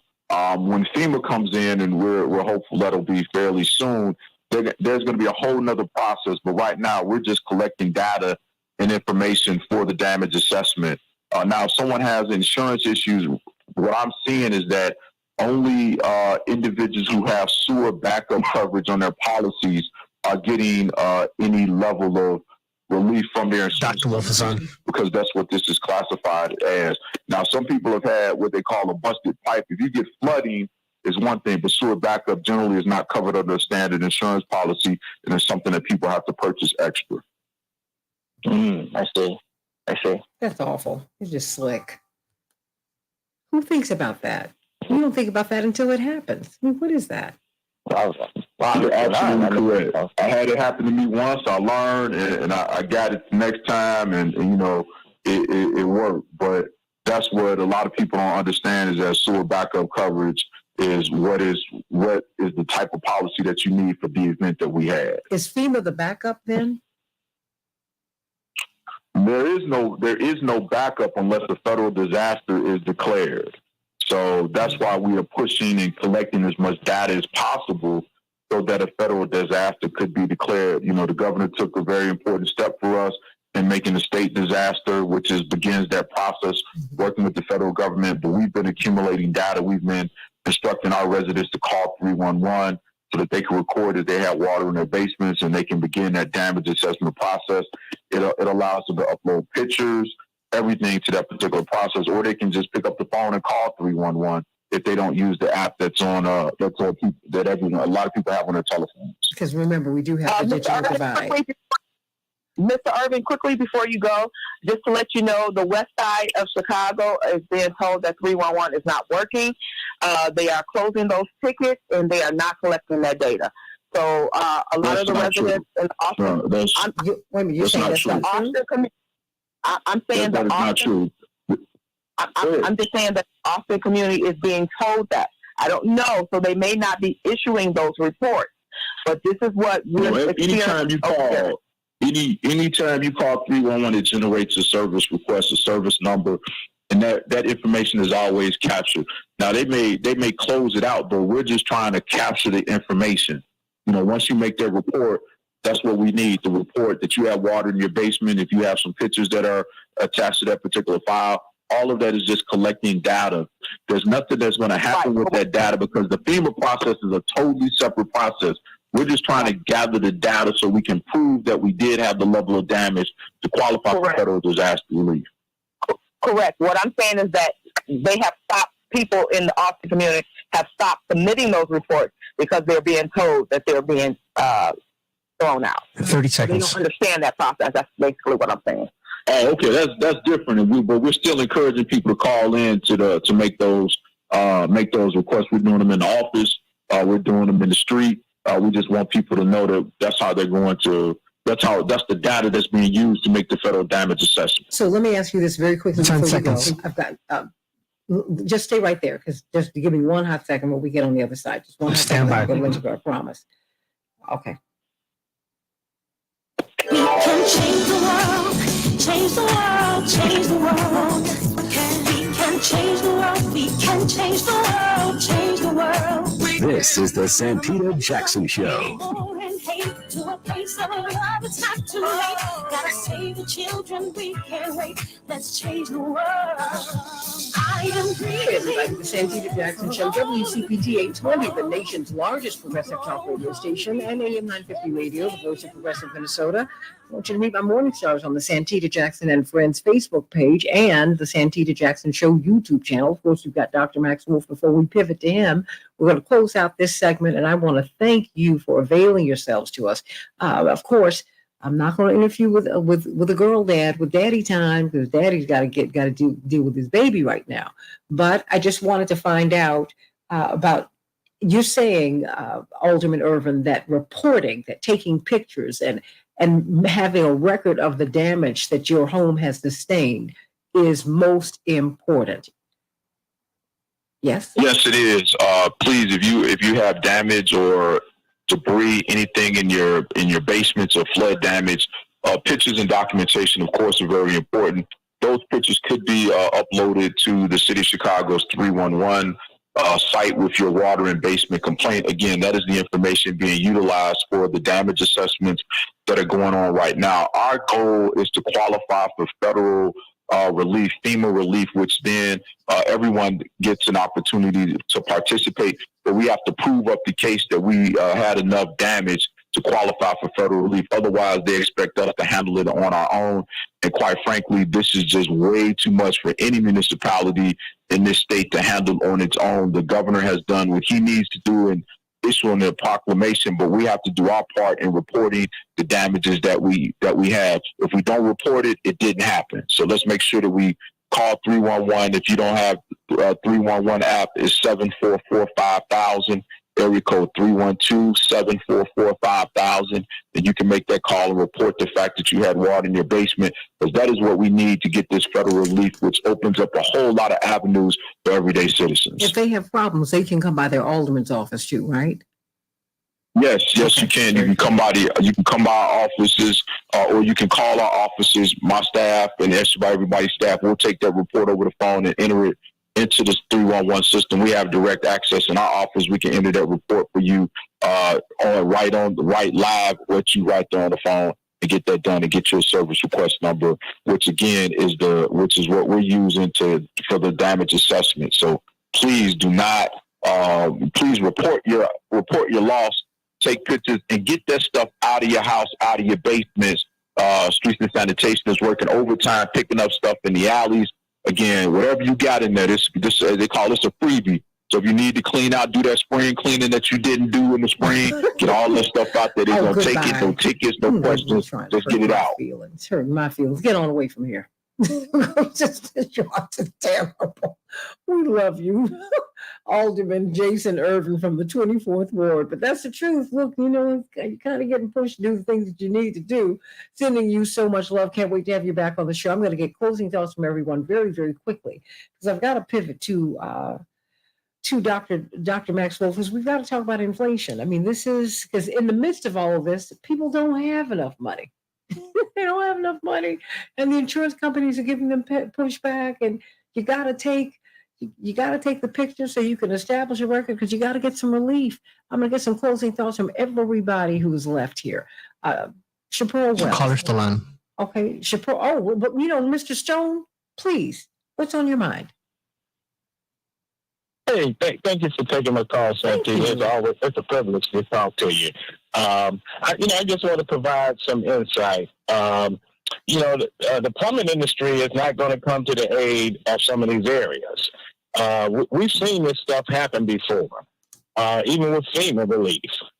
People come out there. I have a small plumbing company. I have my lead services turned off for the last 10 days because we just can't pay for all of the people that want you to come out and explain to them that you're going to need a new water heater.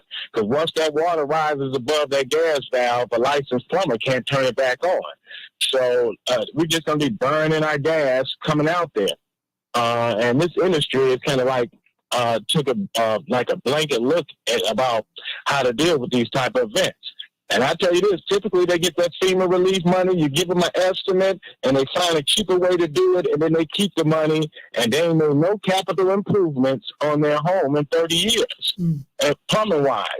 And so it's a little resentment in the plumbing industry about homes and with people that don't want to keep and update their plumbing system. And I just want to share that. Oh, well, stay right there. Okay, Alderman Hall, you want to respond to this gentleman?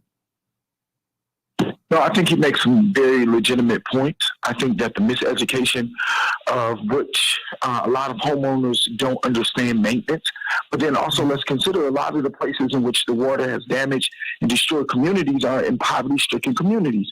These are communities where people are barely holding on to their homes, so the maintenance and the upkeep that's needed to prevent, a lot of people can't afford it. People are under, just literally trying to make $1 out of 15 cents to pay a mortgage, let alone other issues that they might have financially, second mortgages that they're taking out already to fix other things. So the communities in which these homes are being damaged, homes are not being maintained, is because they're in some of the poorest parts of Chicago.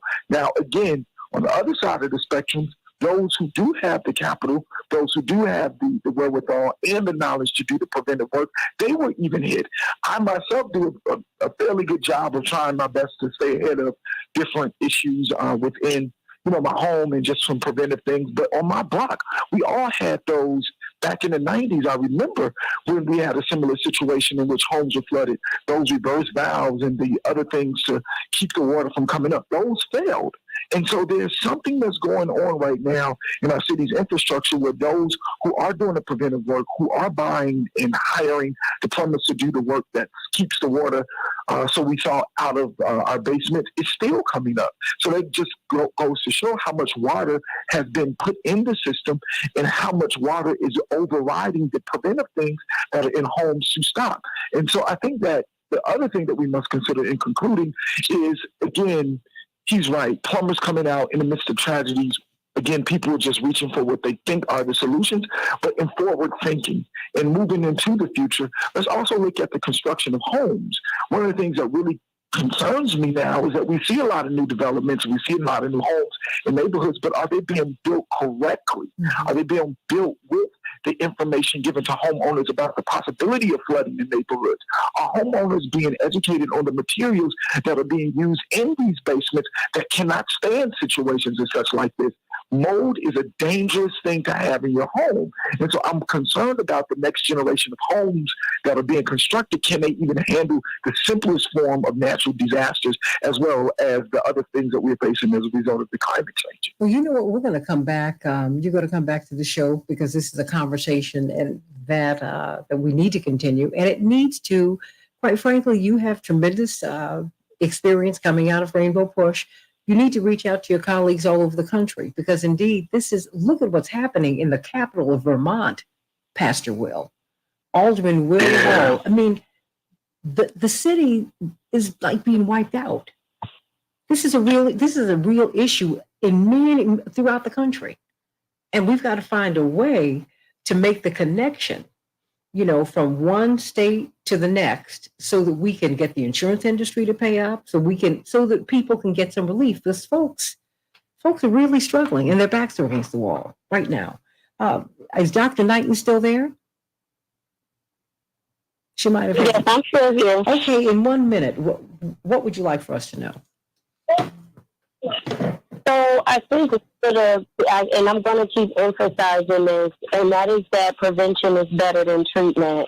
And so while I do hear a lot of times like resources are limited, the thing is when people are educated better about what the consequences can be of these circumstances, people tend to do better and they tend to prepare better. And we know that practice makes better performance. And so having initiatives, and I'm not sure if this is something that when they are doing first-time home buyers education, when they're doing re-education, that there are materials provided in regards to telling people how to stay safe when we're talking about infection prevention and control when they are in these situations.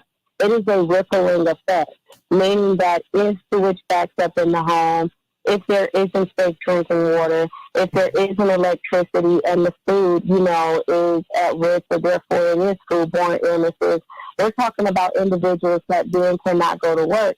If these individuals cannot go to work, then they then cannot pay their rent or their mortgage to even be able to stay in the property. And so this is just a reminder that prevention is better than treatment.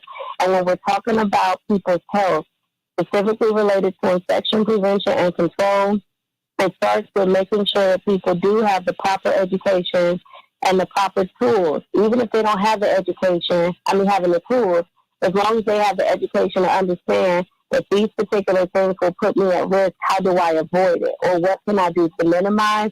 All of these will be risk-lowering measures that are going to make sure that they don't have long-term damaging consequences or consequences that they can prevent because they do have some education around what actions to take. Chaparral, I got less than a minute for you. Yes, Santita, it's real simple. We are asking that our local officials actually invest in green structure as well as also replace the old piping in our area and definitely come out and help us to clean up this mess. We still have a lot of issues where there's still water in people's basement. That we have to think about the elderly and the disabled who cannot go down there and remove those things. And we need people to go out there and help. We're also asking that they actually retrofit the homes as well as also clean and treat the stick-me plants. You know, we're the only plant that does not been disinfected like Gerardo was saying. And so we have to have that because that's a health concern. And so we have to take these things seriously. And we're asking all our aldermen as well as our town officials to actually help us and support us to force Stickney to treat our plants. Thank you. Sending you all so much love. Thank you for letting me go long on this today. But these storms, Dr. Wolf, we have had tornadic activity here in the Chicago area about 3 or 4 times over the past couple of weeks. And tens of thousands of people are without power right now as we speak, and on and on and on. And people have sewage coming up through their basements. And so it's a real issue. And then we're watching what's happening in the Northeast. We've just got a lot going on. But inflation's a real deal. It's almost like those climate change stories were true. Who knew? Well, talk to us. Because this is getting, these folks are struggling, going from, as my friend Lynn Richardson says, going from payday to Monday. They don't have any money. Their margins, they're not even thin. They don't even exist. So insurance is very pushback. Yeah. And so with inflation, the numbers that, on paper things look good, but in reality, everybody I'm talking to is saying, look, inflation's still a beast for me. Talk to me. What is Bidenomics? I think the inflation stuff is kind of just wrong now. So at 3% inflation, there just isn't an inflation problem, especially because we're probably going to see the Federal Reserve raise interest rates again. And then you're going to have the recession that people like me have been warning you about, because the price of eggs isn't the problem. The problem is the price of labor. If you don't get paid much for your job, then everything is expensive. Ask a wealthy person. They've done really well. They couldn't find the decimal point to describe the price of eggs to them. If you rose the price of their eggs by 900%, they would only notice anecdotally.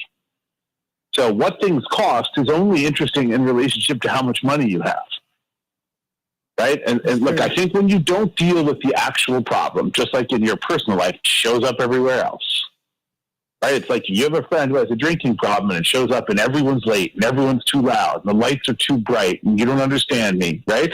And eventually you realize, nope, this person is always drunk, right? And then you're like, oh, okay. But if you don't deal with that, there's not that much you're going to do with the lights and the sound and how quiet you are. And, it's just not going to work, right? Because you've got some underlying here and you're not dealing with it, right? It's like mopping up the spill and never picking up the jar. But look, I do think that inflation is obviously an aggregate measure. Right? So there are issues with how we measure it, and it's the average price of everything. We know that some things are still really, really rising and expensive, and those things can hit people pretty hard. So those are things like the price of auto insurance, the price of auto repair, right? The price of auto leasing. Those things are still going up by 10+% a year. So while the overall inflation rate really doesn't seem to be an issue right now, there are areas where it's an issue. right? And if you spend a lot of your income on one of those areas, it's not good news. But if we were yelling and screaming about eggs, I mean, eggs are going down in price now, right? So some things the news is good, some things the news is bad. Where the news is consistently bad, where I think a lot of this comes from, is the public service provision for a lot of people isn't anywhere near adequate to make up for their income. So if we spend 30 or 40 years with little or no growth in income for the average person, and we give tax breaks to corporations and affluent people like crazy, then the government's broke. The service provision is shoddier than it should be. There's more gaps in it, slower, right? And so where do you turn? If you're not earning enough to live, and you've borrowed as much as you can borrow, and the state assistance is spotty and not better, then you're really kind of jammed up. And you're jammed up, and you're angry, understandably, and then all of American society is now a great gamble on where you go with it. Right? Do you decide that the reason that you're broke is because a guy wore a headband and read to your kids? Or do you think, hey, maybe I'm broke because I'm not getting paid anything? Or do you think, oh my God, it's the people of color who also seem broke, but somehow must have also stolen all my money? Or do you decide that we need to take a look at the tax policy in the country? Right? And people tend to follow the sort of path of least resistance. They tend to do what the people around them do and what people have they've seen around them do in the past, right? So historical weight and all that. But we have very less good chances, as a general rule, of facing and fixing issues when we misdiagnose, right? It's the same with going to the doctor. If the doctor and or you and your physicians, they come up with the wrong disease diagnosis, the possibility that you find an effective cure, not zero, but it's a good bit less good, right? Because you're just sort of shooting at the wrong target. So I think all of American politics comes down to everyone's mad, everybody likes an angry voice, the authorities have been sort of diminished in terms of people's expectation and esteem. They're not so sure about them, whether that's the Supreme Court or the office of the presidency or Congress or even the local political scene, wherever they live. There's just a lot of weight kind of bearing down. And I think people are mad and frustrated. And there's a general sense that things need to change and things aren't going that well. That can be true. It can also be not true, right? But people believe that. And then the big break in the society is, who do you blame? What do you do? Are you trying to recreate some idealized version of the past?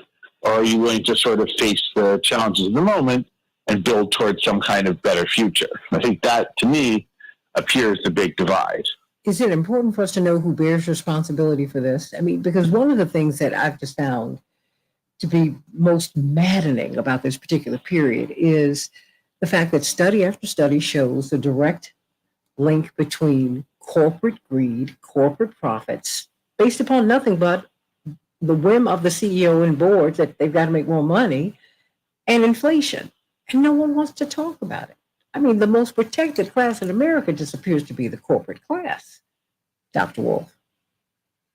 I don't know if that's new, but maybe the degree of protection and the cost of protection can move around.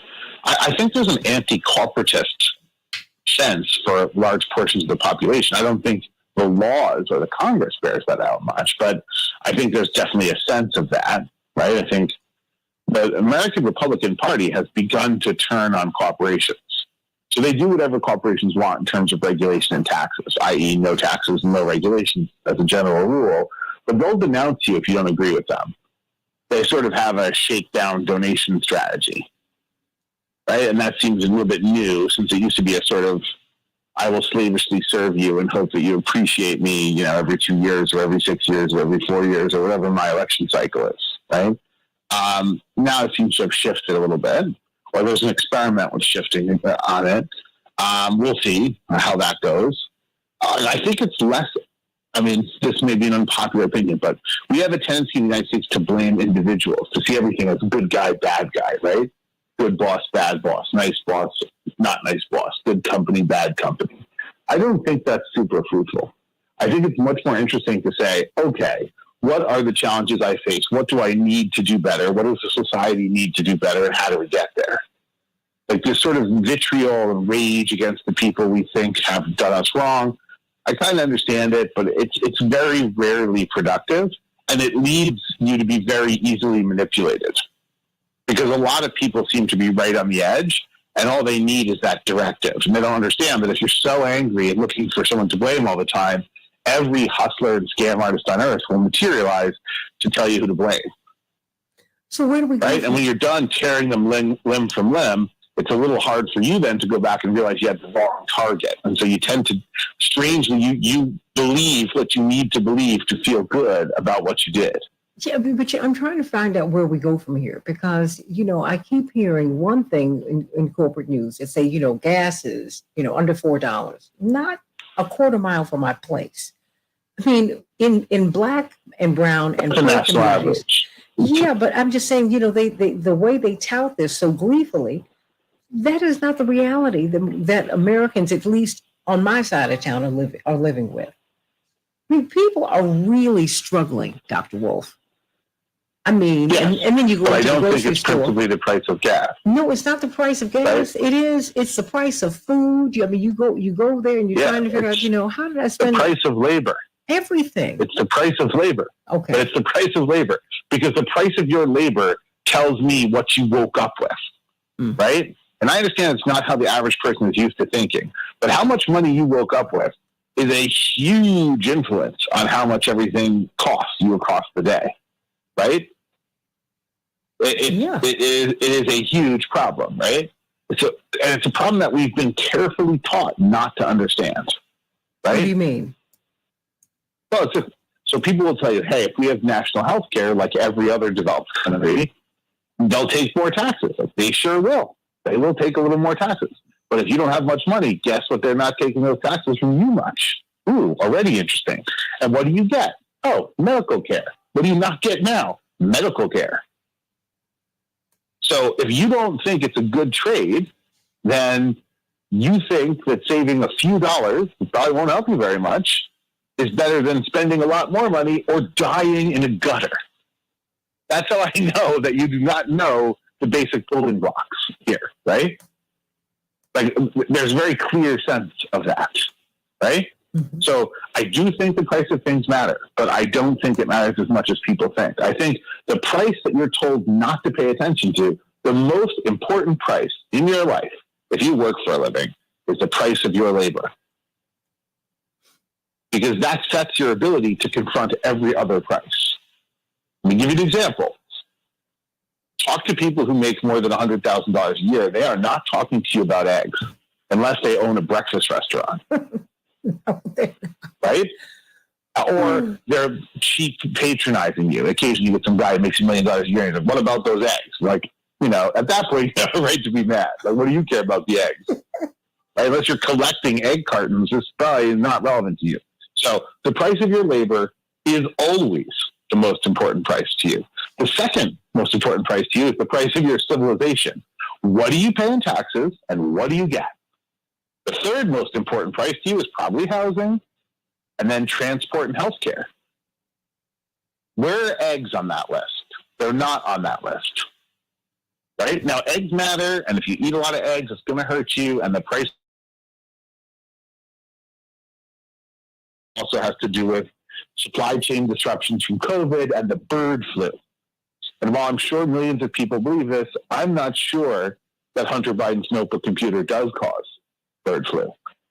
That might be out of the hands of the political system, right? So that might be a sort of passing problem.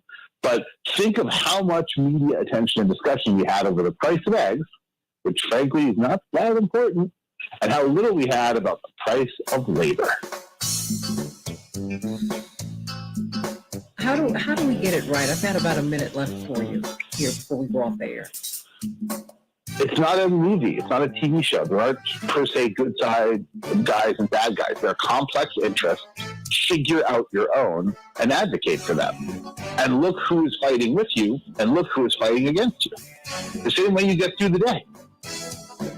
Right? If you care about student loan debt, well, there's one party that's fighting to get you some kind of relief and one party that isn't. If you care about, you want to have more gun rights, and there's party that speaks to you more and one party that speaks to you less. If you care about access to affordable health care, then probably that too, right? And then it's more than parties, it's also candidates, because different candidates in each party have different priorities and speak to different issues, right? And if you want a whole new system of biology, then you can listen to Mr. Kennedy. Apparently everyone's been wrong since Darwin, and he figured it out in his basement doing push-ups. That's pretty exciting. Dr. Maxwell, making the complex so understandable. We just love you. We're going to get some closing thoughts from him on the other side. Just for a couple of minutes. I know he's got to run. He's got meetings today. But everybody, I want to see you at the Rainbow Push International Conference, July 15th through the 19th. Actually, things really do begin tomorrow. The reunion, where we're going to be talking about Reverend Jackson's historic, his iconic voter registration campaigns and presidential runs. But we're looking at election 2024. We're looking at financial literacy. We're looking at student loan debt, the cancellation of it. We're talking about healthcare, which are all the big conversations we will be having starting tomorrow at Rainbow Push at 930 East 50th Street. You don't want to miss it. You need to be there. I'll be there. Ooh. And Max's daughter and I have a birthday. That's right. We'll be celebrating that too. I love it. July 17th. And get this. 56.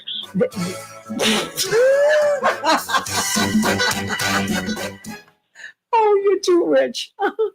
You are awful, meanie. But that's all right.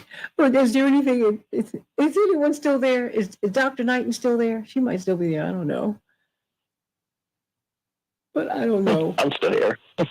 Well, who's Mr. Nava? Yes. Oh my gosh! I thought you were gone. Well, what are you here? What are you here? But you got to come back to the show because we're gonna extend this conversation. Absolutely. Oh yeah, we're gonna extend this conversation. Oh, but this is Dr. Max Wolf, brilliant economist. This is Gerardo Nava, and he is an activist. He's a community organizer. Oh, yeah, he's doing great work in Cicero. That's just to the west of Chicago. It's the west side of Chicago, southwest side. And infamous because of how they mistreated Dr. King when he was alive. This is where he was hit with the rock in his head. That was Gage Park, but it's really out in those parts. But so how are you, just one moment, Max Wolf, money is already tight, Mr. Nava. It's already tight. I mean, what are people, so when your money's tight, you don't have a margin for error. If you're without electricity, if you don't have access to your food, if you have all these things stacked up, please, you could be homeless. What's next? Absolutely, yeah. Yeah, I mean, am I wrong here? No, you're not wrong at all. I mean, when it comes to prioritizing and budgeting, you have to be very careful about how much you're spending and how much you're making, because the biggest things that can really influence your day is thinking about how much you're making and how much you need to spend. There's a difference between needing to spend on something and wanting to spend on something, my budget, I always prioritize my budget to consider what do I have to worry about paying for at home? What do I have to worry about paying for eating? Now, if I think about luxury things that I would want to purchase, I would have to look at and consider, okay, do I have enough funds, or am I making enough where I can treat myself to get something that I want? I have to consider that type of spending. But, when it comes to those sorts of things, we always don't always consider thinking in that mentality most times, because oftentimes, when you have enough of a support system, you don't consider when an emergency takes place, just because you feel like your support system will be just enough, or having a partner with you will kind of help cover the expenses if you personally yourself don't have the money for it. But going into when we talk about society, or we're talking about the infrastructures that we have, it's a matter of looking at how much do we really need to spend on an event? How much do we really need to spend on providing services for a specific event? We have to a lot of our elected officials need to prioritize and figure out, okay, so, we need to allocate some of this funding for repairs, for damages. We need to figure out how we can update some of the outdated systems or pipes and sewer lines, for instance, that need to be taken care of and fixed up. And it's not just a one municipality issue. It's a district issue. It's a regional issue. It's something that the city of Chicago, Cicero, Bill need to kind of collaborate on, because I know there's pipelines in all those areas that are outdated and they need to be fixed. They need to be allocated for. So that's very important when we think about trying to, prioritize our funding. But obviously, the biggest thing that people need to remember is the fact that everybody, including constituents, voters, people like me, and people that are on air still listening, we need to hold our elected officials accountable. We need to hold the people that we vote in office to remind them that they have a job to do. They have to look out for us, the working class folks, the everyday people, and because we obviously, at the end of the day, they work for us because we're the ones that put them in office, and we can easily put them out in office. So, everyone has power, everyone has a voice, everyone has an opinion. It's very valid. It's very important. So we have to make sure that we're being consistent on this need of getting what we need to take care of. Because at the end of the day, if we don't take that time, we kind of lose that privilege of complaining, because we have the power, we have the influence, we have the opportunity. If we're not using it, what do we have left at the end of that? Amen to that. Amen to that. These are real issues. I mean, that's where economics, Dr. Wolf, is real for us. I mean, this is.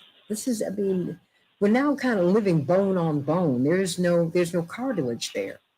And that's what's so unsettling to me. It bothers me because these storms that have been coming at us in Chicago, and not to mention the heat wave throughout much of the rest of the country, and the storms in the Northeast, people are being pushed beyond their limits. Most Americans live paycheck to paycheck, including folks who make six-figure incomes. People cannot afford this kind of displacement. Also, no one can get on their feet because we have one of these allegedly 100-year events now twice a year, right? Every other week. The joke in New York for a while has been our weather has become Old Testament, right? We have swarms of flies, massive fires, monsoons, right? It is sort of Old Testament fire and brimstone. It's not even New Testament. It's the angry God, right? And so the problem is that's also, for a lot of people, that means lost work days, lost work hours. If you get paid by the day or paid by the hour, that's no small matter. And so your costs then rise and your income goes down, and that's a kind of a punishing combination. I am always intrigued in what we don't talk about. So the other thing we've done, I mean, some of the states have cushioned this, like New York and California, probably a bit, Illinois or the West.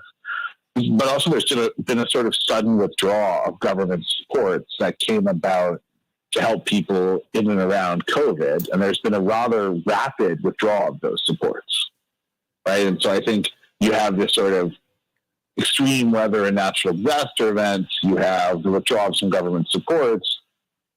You have prices that are still elevated. And while the labor market did tighten and wages were going up, that has also slowed, right? So the wage growth has slowed. The prices are still higher. We have these sort of special events, or whatever you call them, sort of unforeseen acts of God type events. And that puts people under enormous pressure. And I also just think, and this is the part that will be the most controversial, but we're not good at helping each other. We're not good at doing things together. And if you're going to be as poor as Americans, you got to be good at that now. Oh, my brother, former Congressman Jesse Jackson Jr. said, "We are the best dressed poor people on earth." And I think he was on to something there, and it's interesting. The poorer countries, they're great at helping each other. And it's just something that comes with affluence, or at least the illusion of it, where, and also the American dogma, which says that, everybody has made it on their own, which is a lie. No one makes it on their own. You make it on the shoulders or the backs of someone else. That's the way it works. We build from one generation to the next. And we're going to learn that. We're going to learn that. I'm yet to meet the person who gave birth to themselves and breastfed themselves. I'm not sure I want to, but yeah, I feel like I'm yet to encounter this fellow or this lady. Well, you know what? It would require certain parts to be stretchy, I would imagine. You got to do a lot of yoga, in utero yoga, master. But if you're in someone else's uterus, then I guess the plane's out the window. And you do need a uterus. Sui generis is an exciting term, but it's pretty rare. Yeah, well, you do need a uterus for that. Remember that, everybody. But I need a man to get me there. So we need each other.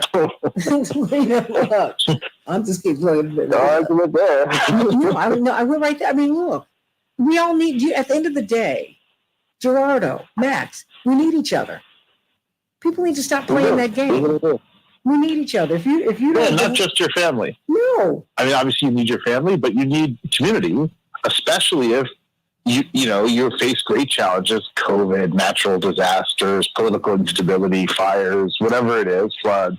And then also just have less resources, because we've also gotten used to this idea that we can spend more money or demand more services from the state, which is still worth trying, right, to get out of the problems. But some of the problems really aren't going to get fixed outside of on the sort of family and community network level, and that's fine.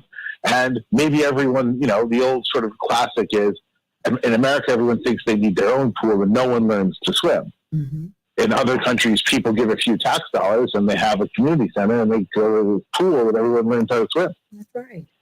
But we mostly stay dry or we drown in our neighbor's pool. That's not always the best model. Well, the rugged individualism. That's other people in the world live communally. And I'm not talking about communism. I'm saying they know, first of all, they don't have, in many places, they don't have individual plates. They have bowls of food. Everybody gets what they need. And they eat together. Their hands are clean. And they sit together and they eat. And you eat until you are full. And people come together and cook. People come together and eat, and they converse. There's something to be said for that, and Americans are going to have to grow up spiritually so we can get there. Remember, we used to have buckets of chicken. Now everybody gets their own mini meal, which, it's off. And I think these tough times that increasingly we find ourselves in the midst of them. They're going to force us to grow up. As you said many, many years ago, Max, we're going to have to grow up in our politics. Yes, we are. We're going to have to grow up in our politics. We are. So, you know what? I'm so glad, Mr. Nalfa, thank you for staying with us today. We're going to continue this discussion because I'm going to bring the alders back on so that we can talk about, and you can help me to find some alders in your community, some officials in your community. So we can find out how you can get the relief that you need. Because that's what I'm really, really, I pledged you, I will do everything I can from this platform to make that happen, to try and help that to happen. Let me put it that way. And I will appreciate that. And I think it's worth noting that later this morning, the Metropolitan District, the Metropolitan Water Reclamation District is having a meeting later this morning. And they're kind of going over some of the authorization for some funding for some of the projects that they have, including some of the improvements that need to be made in some of their facilities. And I personally myself is going to be going over and attending that meeting and be if I'm able to make any comments or just to kind of reinforce this idea that there is a need to address issues, and there is a need to try to work with local officials to making sure that we have the needs and the foundations needed for our infrastructure, because that's a very important thing. Well, how about I give you 5 minutes tomorrow to give us a report on that meeting?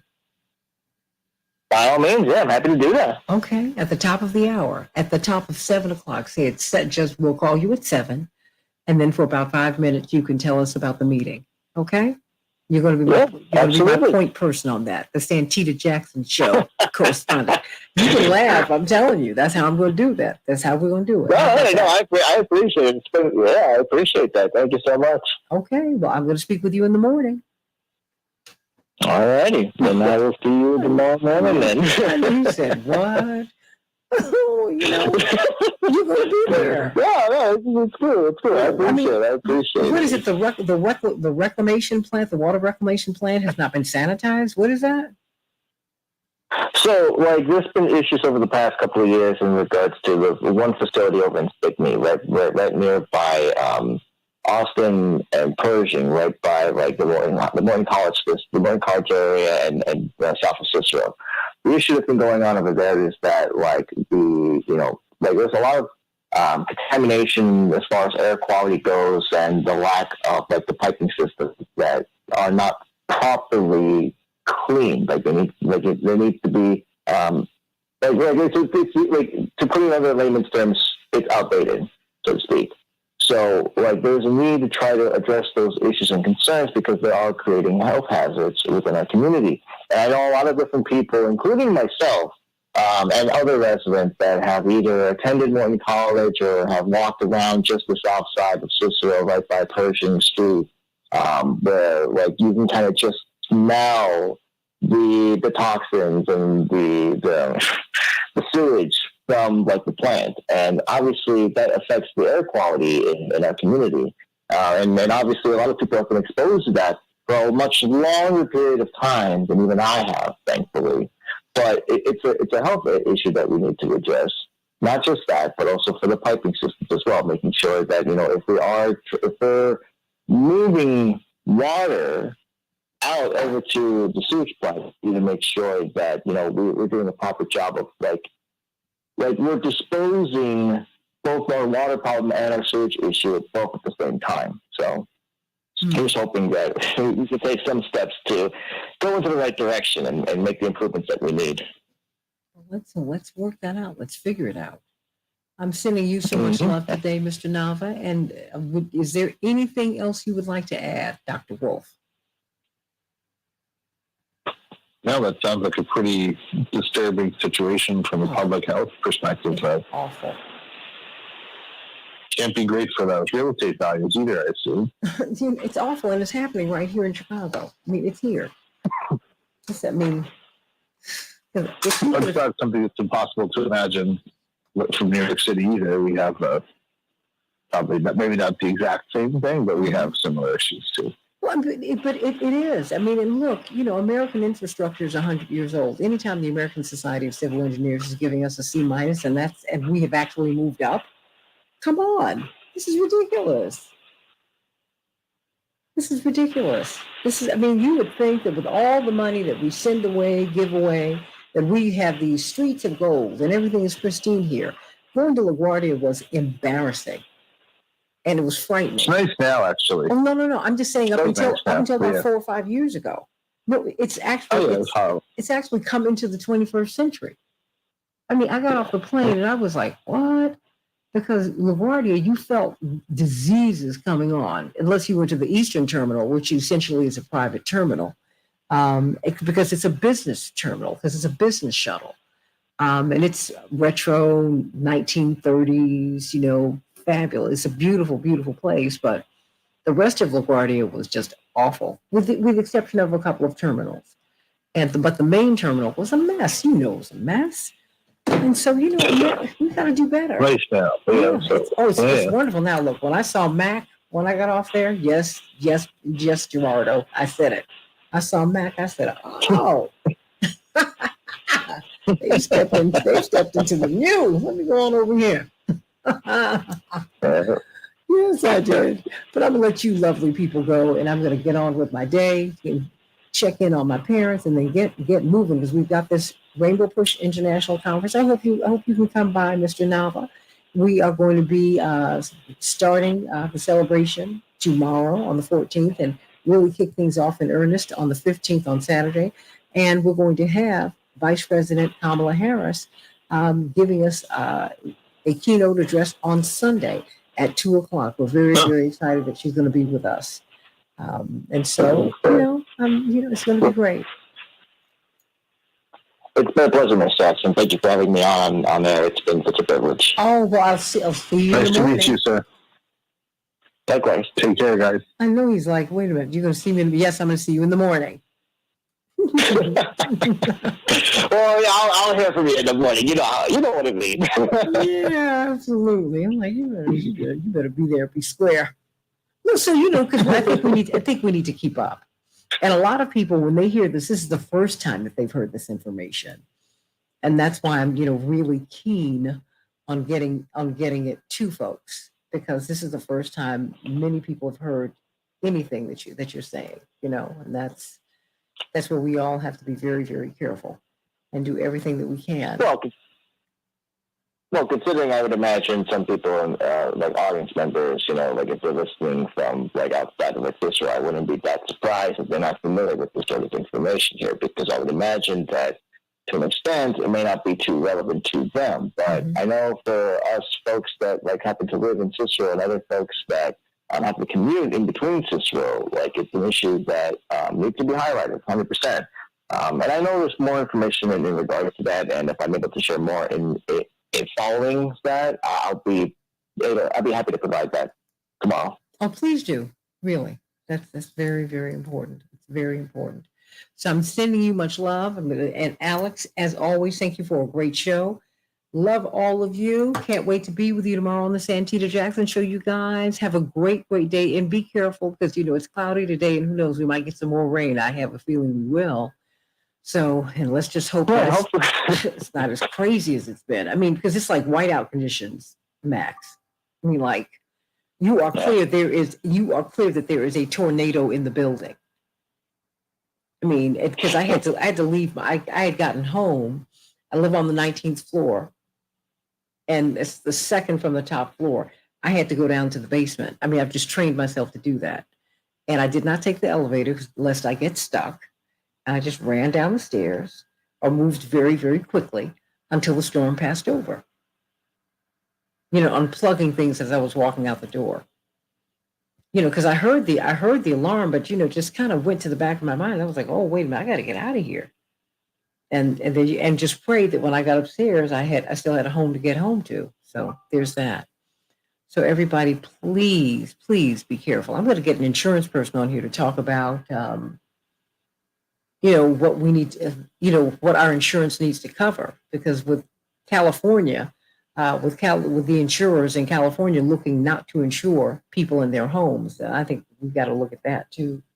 So I love you, everybody. Can't wait to be with you tomorrow. And Jewel is sending you much love, Dr. Wolf, and sending you, Mr. Nava, love. And so love you, Sharon. Sending you all so much love. I cannot wait to see you all at the Rainbow Push Conference this weekend. Sending you so much love. God bless you, everybody. Have a great one. Love